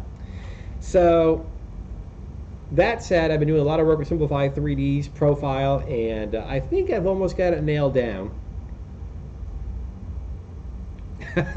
Summing up your pizza crap. I don't mean to steal your thunder, sir. So anyway, as a recap to those that didn't hear this earlier, there was a gentleman that helped us get that printer up and going. I think his name was Scott. He did a whole lot to help us out. And he said that, you know, I help Geeetech out quite a bit, and I have a pretty good relationship with them. So I'll reach out to her and let her know that you really need a new controller board because it's obviously not the firmware. So I followed up with Geeetech on Tuesday and said, hey, Emma, so-and-so mentioned that you were going to order me a replacement part. I haven't heard anything. Can you let me know what the tracking number is on that? She said, sure, I'll get right back to you. And then 3 days later, I messaged her again saying, hey, remember me? And then she did get back to me with tracking information. So the LCD screen, button, whatever combination is in shipping. So it'll be interesting to see if that fixes the problem. The other thing with the Geeetech A10, it's like the Ender 3, is you get that long ribbon cable hanging under there. I wonder if that might be causing some issues, but we will find out when that part arrives. The only catch is that everything that Geeetech has sent me, between the printer being, well, what's the technical description? Landfill? Crap? Manure? No, anyway, let's stay positive, Paul, right? So I'm curious because the replacement parts that they sent was the wrong lead screw. The lead screw they sent is 30 millimeters too tall. Fortunately, when you hang the filament up top, it's not making contact with the lead screw. Otherwise, that'd be awkward. We'd be doing more dremeling. So I'm curious if the replacement LCD that they send is for this model printer. So let's, fingers crossed, let's hope. B grade part, yeah. Trying to keep an eye on the buffer here. Okay, now if you guys weren't here for the first part, we had talked about, in the previous live streams, we had discussed that we had a really good time doing the Geeetech repairs. I mean, granted, it wasn't a whole lot of fun that the Geeetech sucked, but it was a lot of fun on these live streams to get that printer apart, make these changes, and we all figured it out together and did somewhat of a half build. And then previously, last month, we put together the Geeetech i3 Mega, which is their version of a CR10, big, large-scale printer, and I think we did over 9 evenings. Yeah, it was about 9 days, as I recall. Every night was two to 3 hours. And we got that printer put together, and we had a really good time. And the feedback has been from you guys has been, hey, you need to contact him and get that FT6, and we can do a build of that. So I did reach out to, and I had been talking to John about getting hold of a Geeetech FT6 printer kit, and saying, hey, my guys, we had a really great time building your last printer. The live stream has been very lively. And everyone is asking about, hey, what are the chances we can either get or, for a great discount, receive an FT6 so that we can put this together on our live stream series. And I think not only will it be useful to people that are wanting to get an FT6, but it'll also be very entertaining to, do this build all together. He said he was really, really busy and he'd get back to me. And then a couple days ago, he said, I meant to get back to you with an invoice. What do you want as far as the FT6? I said, fully loaded, of course. So the fully loaded version of the FT6, just so you understand what I have got myself into here, is $819.99. That has a 7-inch LCD. It has the dual Bowden, with auto level, and of course the power supply. And that, just so you're aware, if you haven't seen this printer before, it is 720 millimeters this way, okay, by 350 by 400 tall. So it's about the same height as his other printers, but definitely way wider. So the good news is that, hey, when you're a small channel and you ask a printer manufacturer saying, hey, my guys love watching building your stuff, is there any chance you could give me something? And sometimes they say, well, I can't give it to you, but I can give you a great discount. So you just mentioned the wallet is on fire. Exactly. My wallet is on fire. So the good news is that we're not going to have to pay $819 to get this printer. The bad news is it's still a big number. And where Nerdy is cool, being the small channel that it is, with our Google AdSense, which is the YouTube advertising, the channel generates about $100 a month right there. Our Amazon affiliate links generally generate about $50 or $60 a month. Depends on the month. Some months has been high, some months has been low. I got a lot of videos where I've talked about photo equipment or other things, and I've linked out to Amazon with my Amazon affiliate. And that actually pays pretty decent. So anyway, what I'm getting at is, like you guys, would love to get an FT6 over here and get that built. The problem is that it's going to be very expensive to do so. I don't have the money right now to do that, so it's definitely on my radar. And if you guys wish to, like I said, as I ask with my hat in hand, if you wish to donate or help the channel out, the link is in the description below if you want to click and throw me a couple bucks, and we'll add that to the part pile or add that to the budget for the FT6 build and do that soon. Now the other cool thing is they say sometimes these things happen twice. Sometimes lightning strikes twice. So last week we were looking at Geeetech's website, and we noticed that they have their Hypercube printer kit, and they have a new one coming out which is called the 445. Which is 400 by 400 by 500. And I had shown you a couple pictures of that. I don't know if I still have it on, I don't know if they have it on their page or not. As I know they have Hypercube over here. Let's pull that up so you can see the gist of it here. Okay, so this is, oh, actually they do have some pictures now. So this is what we were looking at last week. Now, what's neat about this is I contacted Geeetech, and I have done stuff with them before, and they reminded me, and they said, just so you're aware, you and your viewers do have a discount available. If they use Nerdy is Cool, they get 15% off. I said, I forgot all about that. I'll make sure I post that and let them know. And then she mentioned, if you are looking at getting hold of one of these printers, and if you want to do it as part of one of your live stream builds, we're willing to offer you a nice discount for that as well. I'm like, really? So I can't remember the number right now because right now they have the frame kit available, but they don't have the electronics kit and all that other stuff available yet. So when it rains, it pours, gentlemen. So Folger Tech is willing to give us a nice discount on an FT6. And Ziltech is willing to give us a nice discount on their Hypercube 445 when that comes out. So, well, first of all, we're going to be building printers, and like I said, hopefully we can afford to do this. But yeah, so definitely some good times coming soon here. So let me know. So again, like I said, like any other small channel, I appreciate whatever support you guys want to throw me. There's a description. In the description down below is the link. You also have it here in the stream. So anything you want to throw at me, I'll definitely throw into our printer budget, and that will help us get that printer here a little bit sooner, and then we'll be putting it together and learning together. So that's kind of the recap right there. I hope that makes sense. I try not to skip anything. Yeah, there we go. Yeah, because earlier in the hour we talked about the Geeetech and the discounts being available, and also, you know, you don't have to do this, but you know, here's something I ask, you know, my friends. I don't want to say viewers because I consider you guys my friends. Technically, you're in my house, you're in my shop, you're hanging out. You know, I don't have any beer to offer you because you're there, I'm here, but.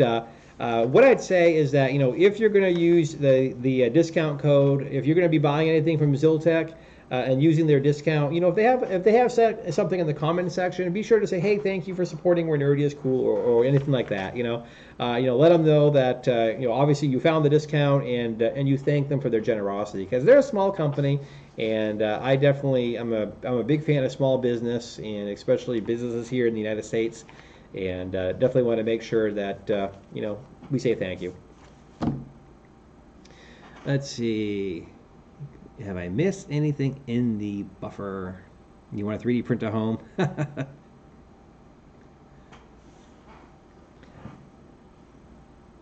With my luck, the home that I 3D print, you know, the support structures will fail, the overhangs won't work, you know, the bridging's all wrong.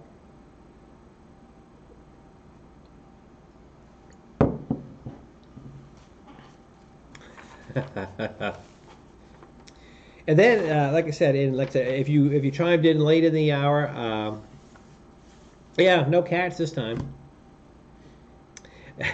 The reason there were no cats today is I closed the door so they can't get down here, because they've been sleeping all evening, and as is usual, when I come down here to film or do live stream, suddenly, hey, you know, Dad's downstairs, let's go crazy, you know, and you know, when you have a 1-year-old cat and a 2-year-old cat, it's just, there's no such thing as quiet.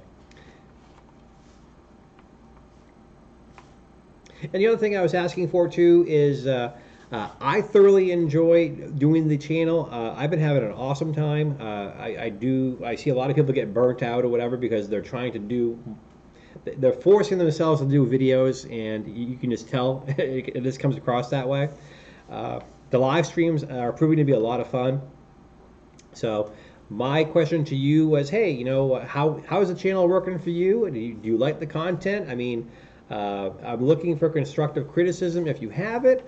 I'm not doing this just, you know, fishing for praise. But like I said, if you think everything I'm doing is A-okay, well, great, I appreciate that. Like I said, I try not to be one of those YouTube channels that's always begging for money or begging for subscribers or whatever. I like it here. It's nerdy, it's fun, it's technical, and I like helping other people, and I like the fact that I learn a lot from you guys. So.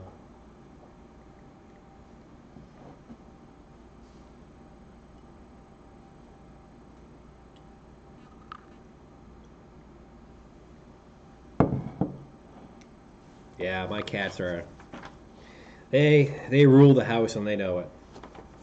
So yeah, so I'm watching the chat buffer, looking for your feedback if you have it.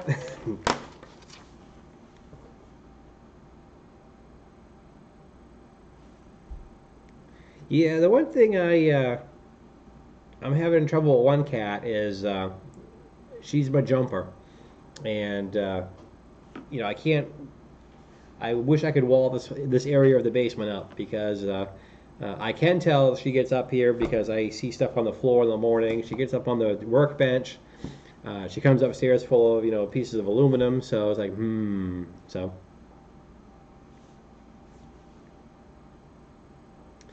but that's the gist of what I had for tonight. R2D2, BB8, all these printers I want to upgrade.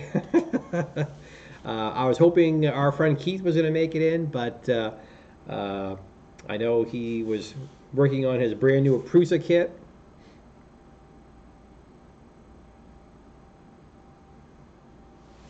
I have a cat door in my basement door, and I had a 24-pound cat, and watching him fit through that was like watching, when you're a kid, you have, the Play-Doh, and you got the tube, and you push it through, and it goes through a mold. It was sad.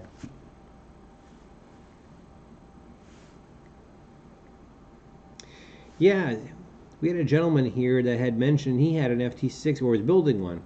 I was hoping he would chime in some more.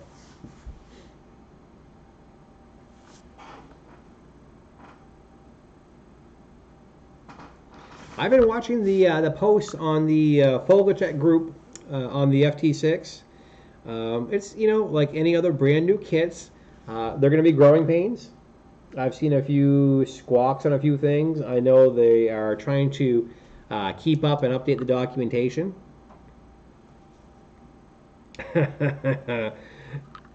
Like watching a door give birth to a cat. Yeah, that was pretty much how Pudgy was. Yeah, you're right. So the FT6, the information I've seen so far, the people that have it printing are really, really happy with it. I've seen a few mods for it already, and I've seen where I think Corey is one of the ones. He also makes the build plates for the FT5. He's already made some upgrade pieces for his FT6. And of course, here's the catch. Because that printer is so huge, and of course the price of metal right now, some of those upgrade pieces are pretty expensive. Yeah, people have been posting video. What's interesting is that bed being 720 millimeters long, that thing is lifted by just one stepper motor. So I'm surprised by that. But he has quite the pulley system going on, and the FT5 uses dual stepper motors for the Z's. It has dual Z axis, and there was a lot of people that were concerned that sometimes those can get out of sync or whatever. But I mean, we get the same thing on the CR10s and everything else, and they seem to work all right. But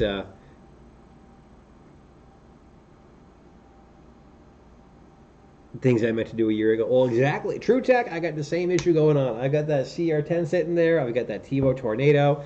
The FT5, well, in my defense, the FT5 was waiting on parts from 713 Maker, and he's always woefully backlogged, so what could I do? But the FT5, basically I have the CR10 is good. The TiVo, the FT5, and the FTI3 all need new drivers. So I basically need to put together a whopper of an order on payday for a lot of 2208 drivers, and I think they're LV8279s. Yeah, that was interesting. I was surprised that they only went with one.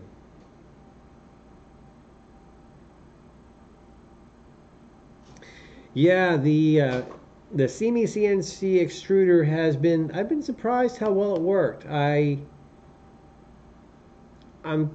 cautiously optimistic because my first thought was I really wanted to go with the Bondtech. But when I saw Teaching Tech post, no, was it Teaching Tech or was it Chris's Basement? No, Chris's Basement touched on this one real quick. And he seemed to have pretty good luck with it. James, we were talking about you. In a good way, too. CR10 Pro? I don't know. Well, put it this way. I mean, if it would be nice if Creality reached out to me and said, "Hey, how do I get one and do a review?" But man, there's a lot of people doing reviews right now. James has a interesting question. James, did you get an answer to the question you asked me earlier in the evening?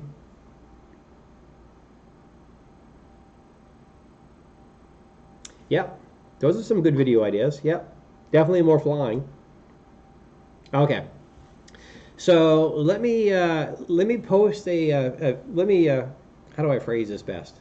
My friend James, he has an STL that he paid for, and he is trying to he wants to print this out.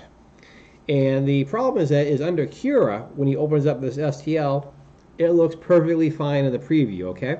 But when he goes into Simplify 3D, he can see there are obviously problems with this model where it will be a failed print. Now, we know in Simplify 3D there's some options in there for tools and stuff. Do you guys... It'd be funny if you guys know each other. So do you guys have any experience fixing bad models or bad STLs, in Simplify 3D?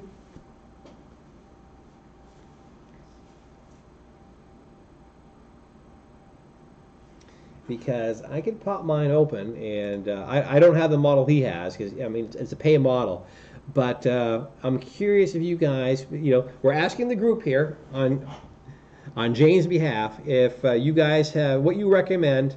I wonder if there's any websites that can repair that as well too. And James, like I said, feel free in the chat buffer, elaborate on what's going on with that model, how it's failing.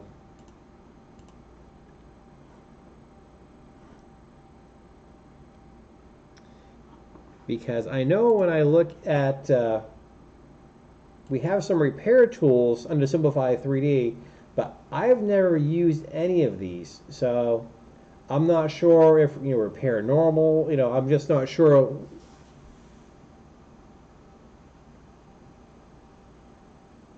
Wow, that's a big model. So that's our question for the room right now, and hopefully a couple of you guys, if you know, can help James out. Oh, Simplify 3D is well worth the money.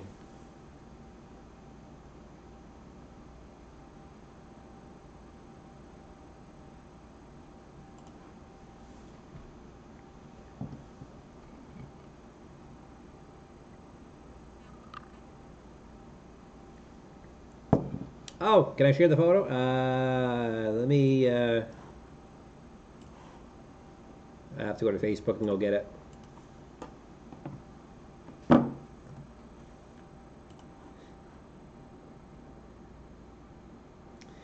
You stand by, and I'll get that.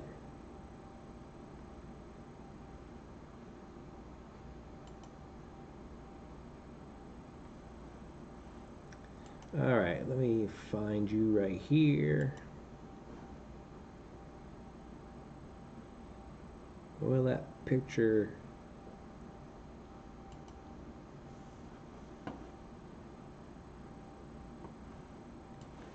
Okay. I think I got it here. All right, so let me go to the right screen. So what James was demonstrating is, and I'll let him type away here.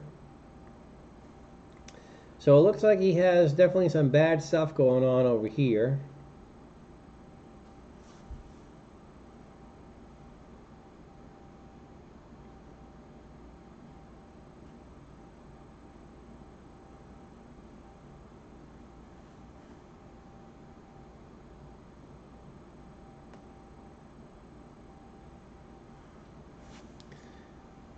So is it just that edge or the whole bottom? It looks like the bottom's pretty screwed up in this picture too.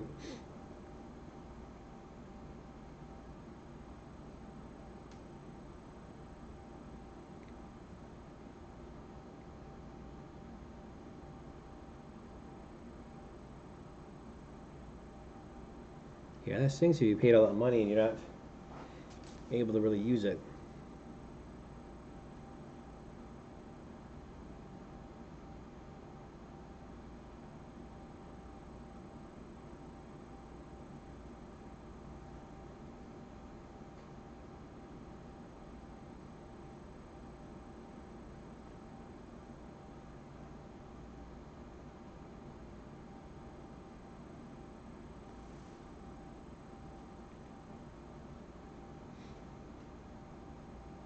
That's what, and that was interesting because we discussed that a little bit in the chat. You know, when he downloaded Cura and ran, I'm sorry, when he ran it in Cura, he didn't have that issue.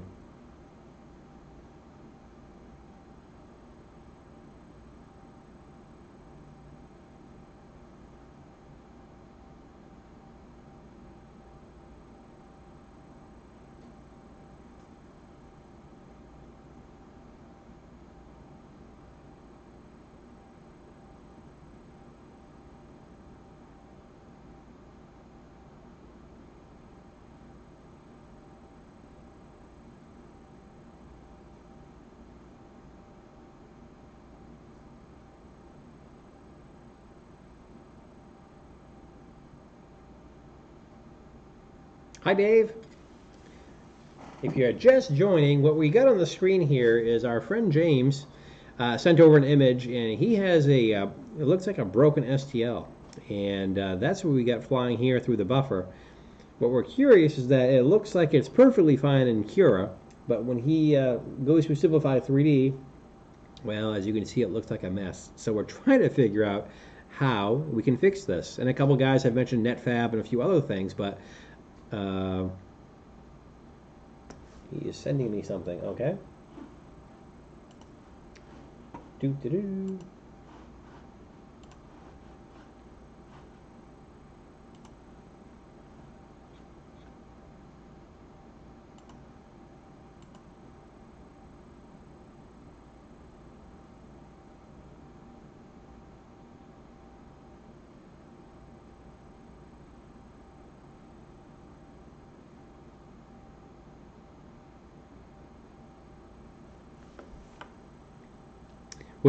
I'm curious. Yeah, let's say that's. I'm just watching my screens here.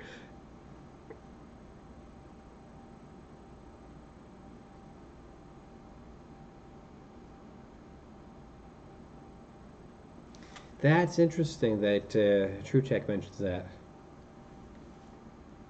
So if you're just tuning in, we're trying to help James fix this STL. We don't know what happened.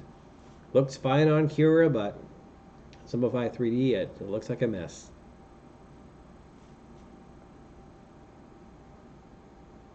Yeah, what is, yeah, what, if you could remove some of the mystery and tell us, what are you trying to print and where did you get this? Or was it a private, I know sometimes people get the, able to get them from artists. That's how I got my Porg.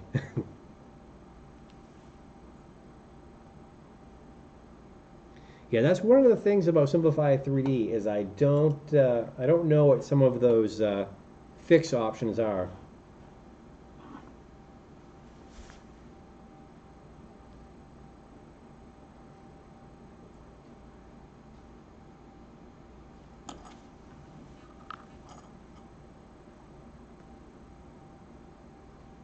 Ah, from the Avengers 4. Well, you know what, Dave? We all start new sometime. So you are in good company. We will not mock you because for many of us, it was just yesterday, literally, where we didn't know what the devil we were doing. So.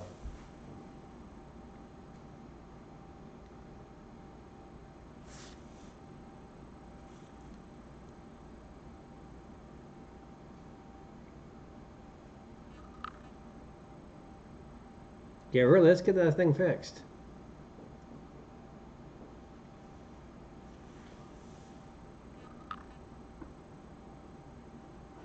Okay, you mentioned you were going to beam that to me. I haven't seen it yet.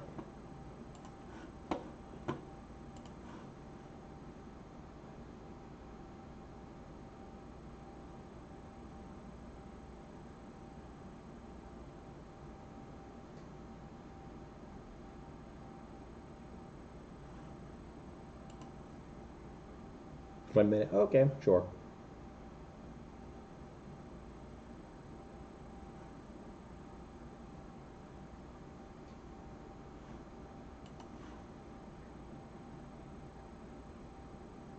That was my thought. If you had anything besides Cura, not that I know how to use it very, very well, but maybe Repetier host or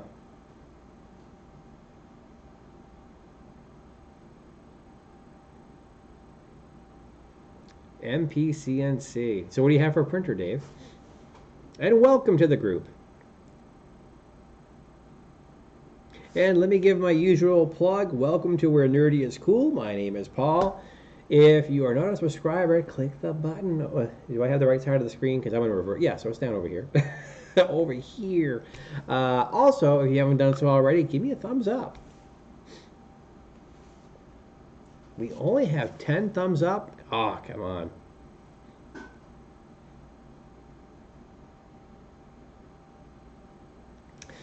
Alright, I am watching the chat buffer and waiting to see what's happening here. I'm assuming that James is making a large file upload somewhere so I can get it. And maybe we can fix it in real time on Simplify 3D. Or something. I'm curious if anyone's been able to fix any of these files.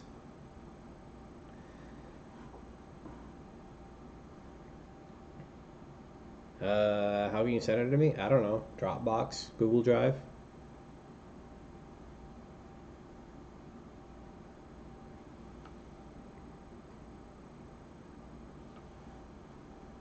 Sweet.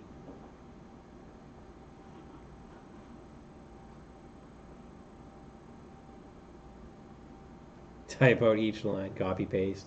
Yeah, I don't think email will let you do something that big.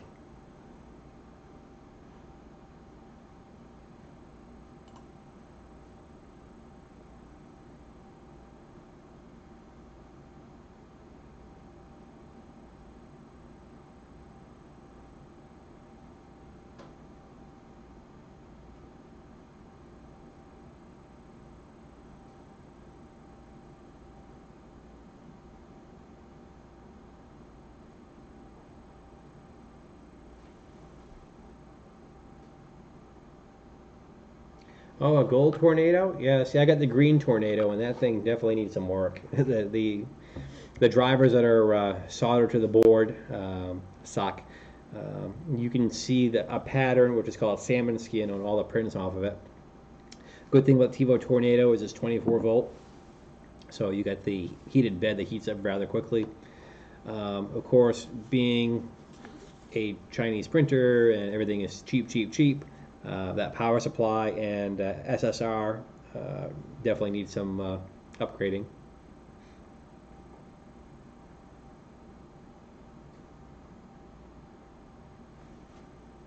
Yeah, Teaching Tech was talking about the Ender 5 the other day. It looked like a fun kit.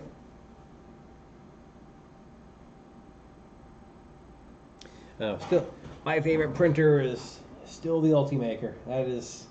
That has been, I paid a lot of money for that thing, but that thing has been rock solid.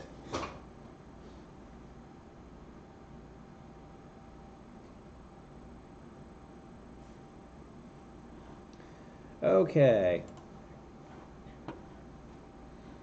I just got a link from James to download this model of his, and maybe we can have some luck with this. Alright, so let's go, let me find a folder to stick this in here, and new folder.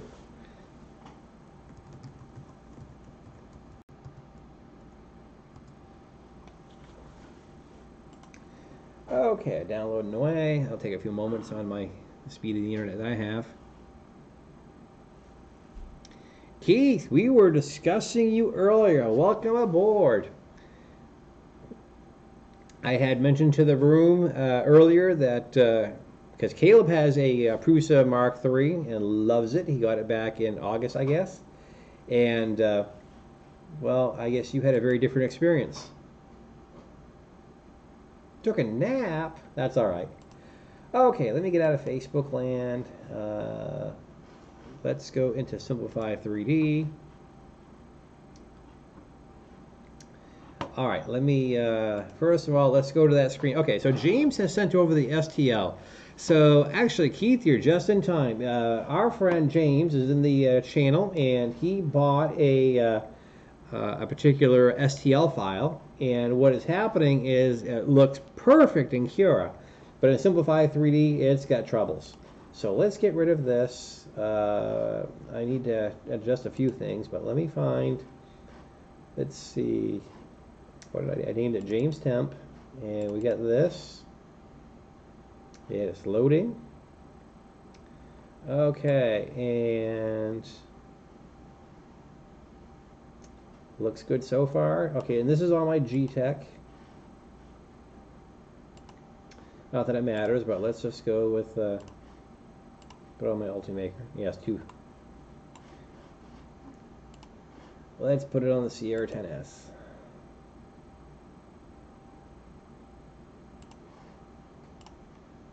Okay, now we fit. And now let's get you centered up. All right. So, our concern is, let's, all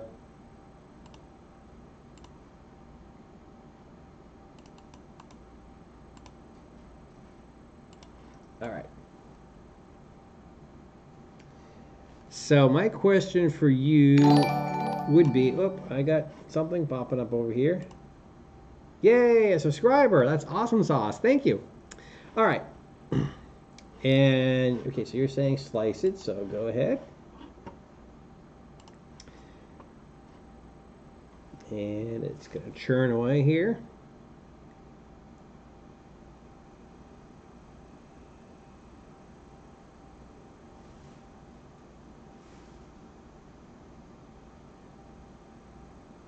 Well, that progress bar, it's it's trying really hard.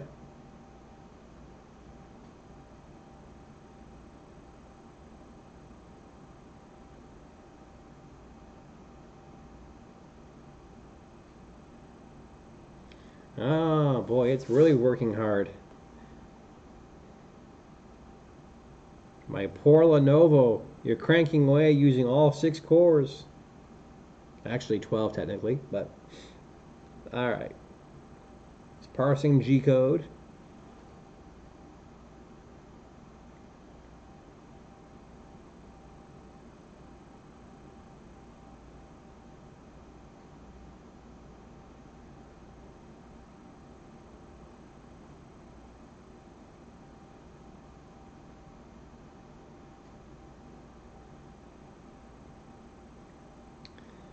All right, so what in the world is going on here? I see what you're talking about. Well, I'm also running streaming software and everything else while running this in the so yeah, you definitely got some weird stuff going on.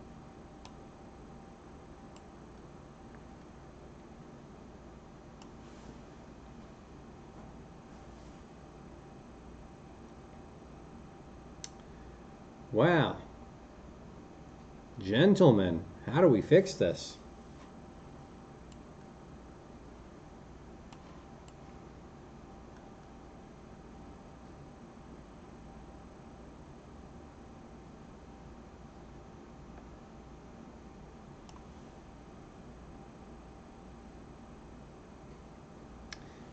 Okay.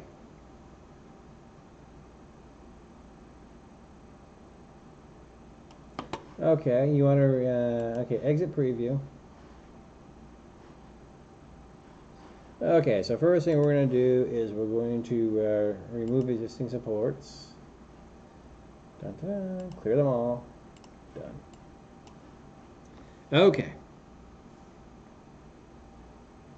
Support settings are done. You want to reslice now?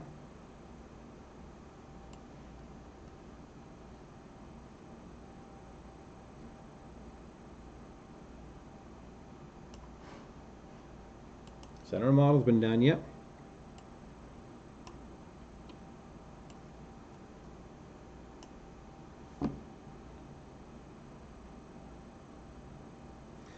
Yeah, I'm wondering, because I know we have some repair options under here, but I've never really used them.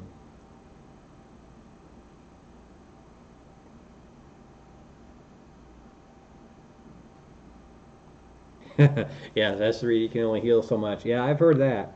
I got a couple Colonial Viper models, and same story.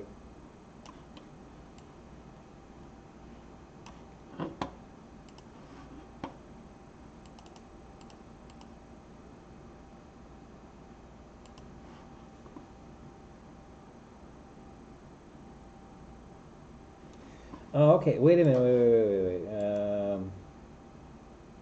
You said identify non-manifold edges. That might be a good idea. Hang on. The problem with this is it doesn't tell you if it's doing anything. So right now we have it running. The only way I can tell that it's running is that repair. Oh, here we go. Problem areas have been identified on the model.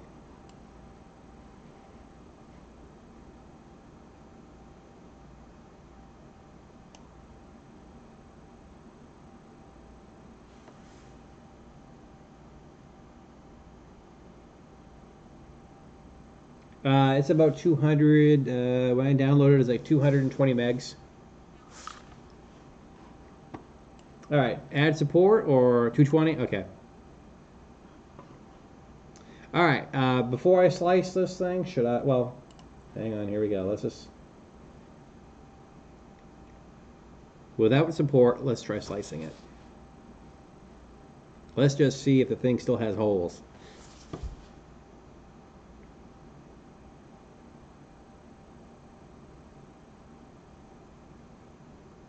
Okay, it's looking for file overhangs. I'm sorry, looking for overhangs. Misread.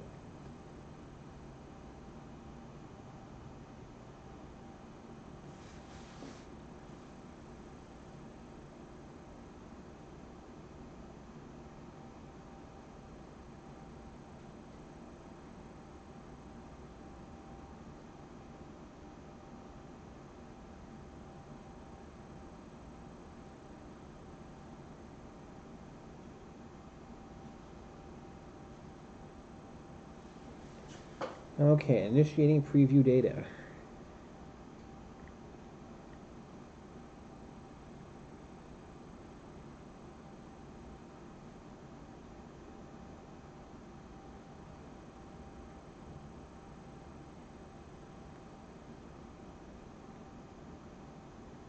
I can only imagine that's a tremendous amount of triangles.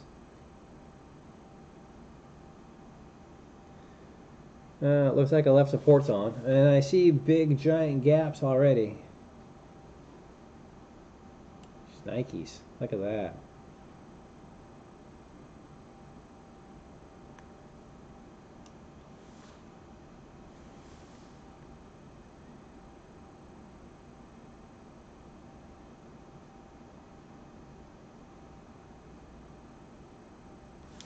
Okay, now, James asked me to show this to you in Cura. So, oh my, while my computer hangs here trying to undo this. Okay, so let's go ahead and fire up Cura. Of course, it's going to say it's not going to fit my printer, but that's all right too.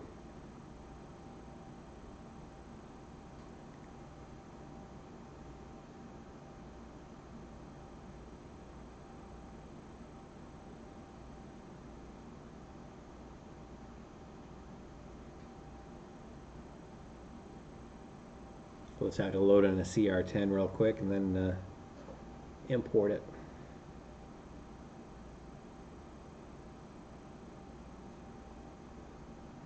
Don't know why Cura, no matter which computer I load it onto, it is so slow.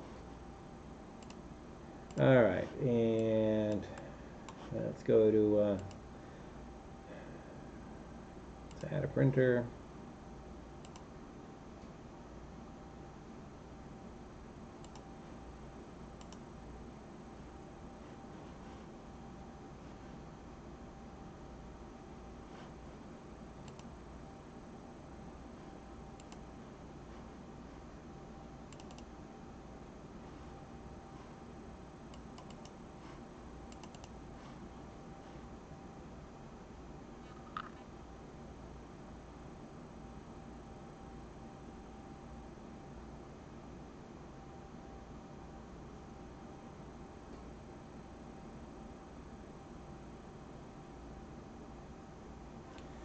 Alright, so there's our buddy. So in order to be able to get a preview, we have to go to hit prepare.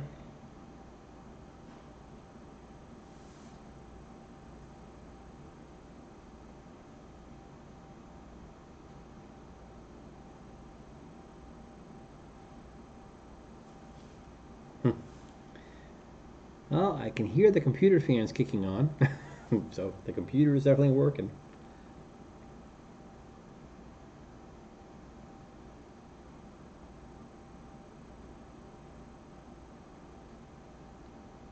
There we go.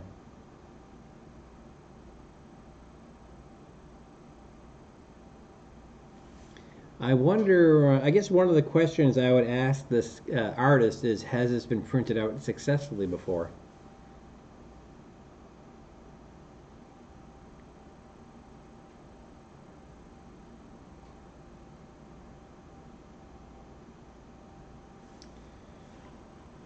Okay.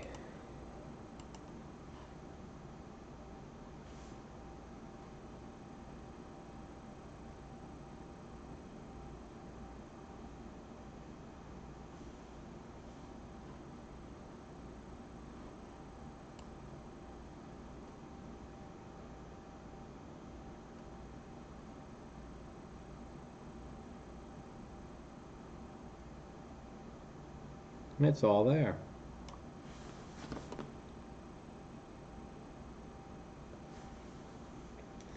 So what is Cura doing that Simplified 3D can't sort out?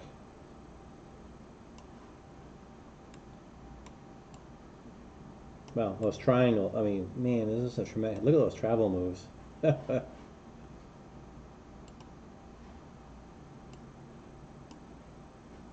I didn't mean to move you. It's easy to shoot yourself in the foot here. There we go. That is an interesting model. Well, this slicer technically doesn't have any repair functions. That's the thing. Cura doesn't have that. Cura also doesn't give you the ability to do any of the machine controls. You know, like we can do with Simplified 3D if we connect via USB and want to control the printer and move and stuff like that. So there's a lot of things that Cura doesn't do as well. But that is just really, really odd. Well, gentlemen, I don't have mesh mixer on. Well, he's already tried that. He's been there, done that.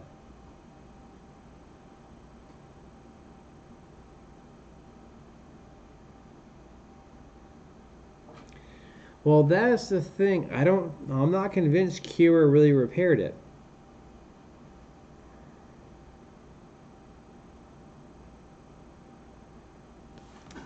I guess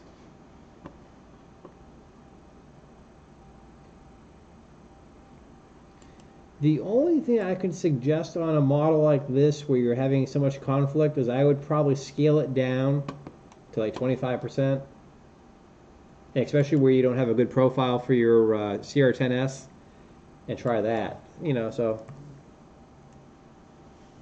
I mean, that's probably too small. Maybe 50%.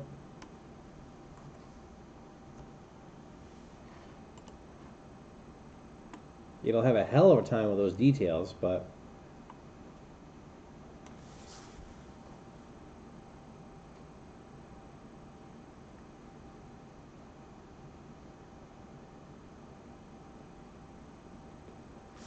the only other thing I could think of is you could take your Simplified 3D profile, you know, and kind of, you know, hand copy some of the settings over.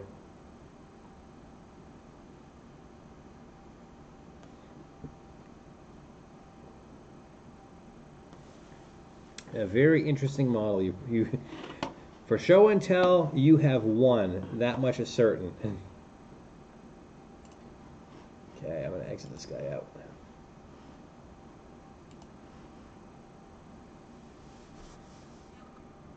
Nine pieces. Wow. Well, I thank you for offering that piece here for our chat tonight, because wow, that's quite a model.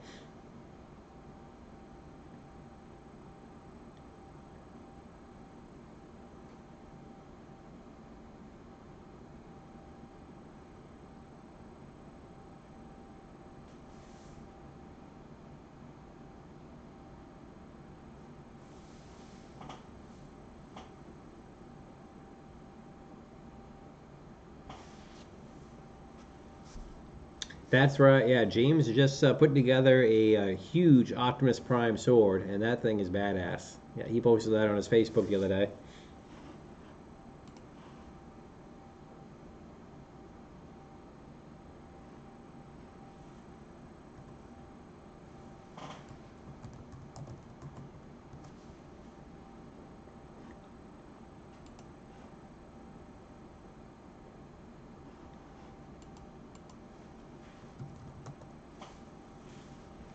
All right, checking a couple of things real quick here.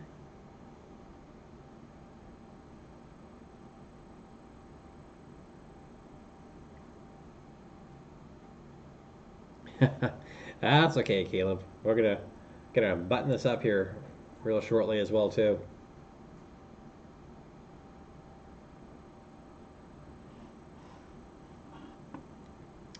Okay, so let me go here. There. All right, guys. So I kind of went a little long here, but I'm glad we were able to. I don't know if we helped James or not. We just confirmed that that's a weird model, but I'd be really interested to see what happens if you were able to downsize that, and if you. I don't know of any CR10 profiles on the.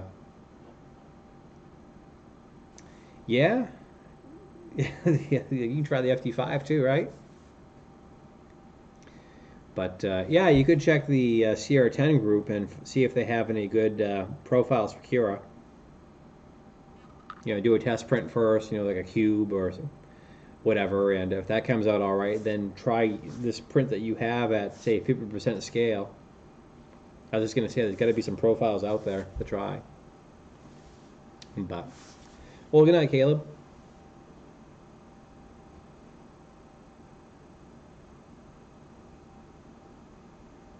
I don't want to close the stream out because I know they're talking. So, sounds like you bought it directly from the sculptor. All right. Well, gentlemen, and I don't know if we had any ladies in here tonight. I hope so. I think Caleb's wife was watching for a while, so that's cool too. So that's Friday night chat, nerd chat with Paul. We covered all the cool things we're going to be working on, the FT6 and the Hypercube, and depending on what the budget allows, hopefully we can do that.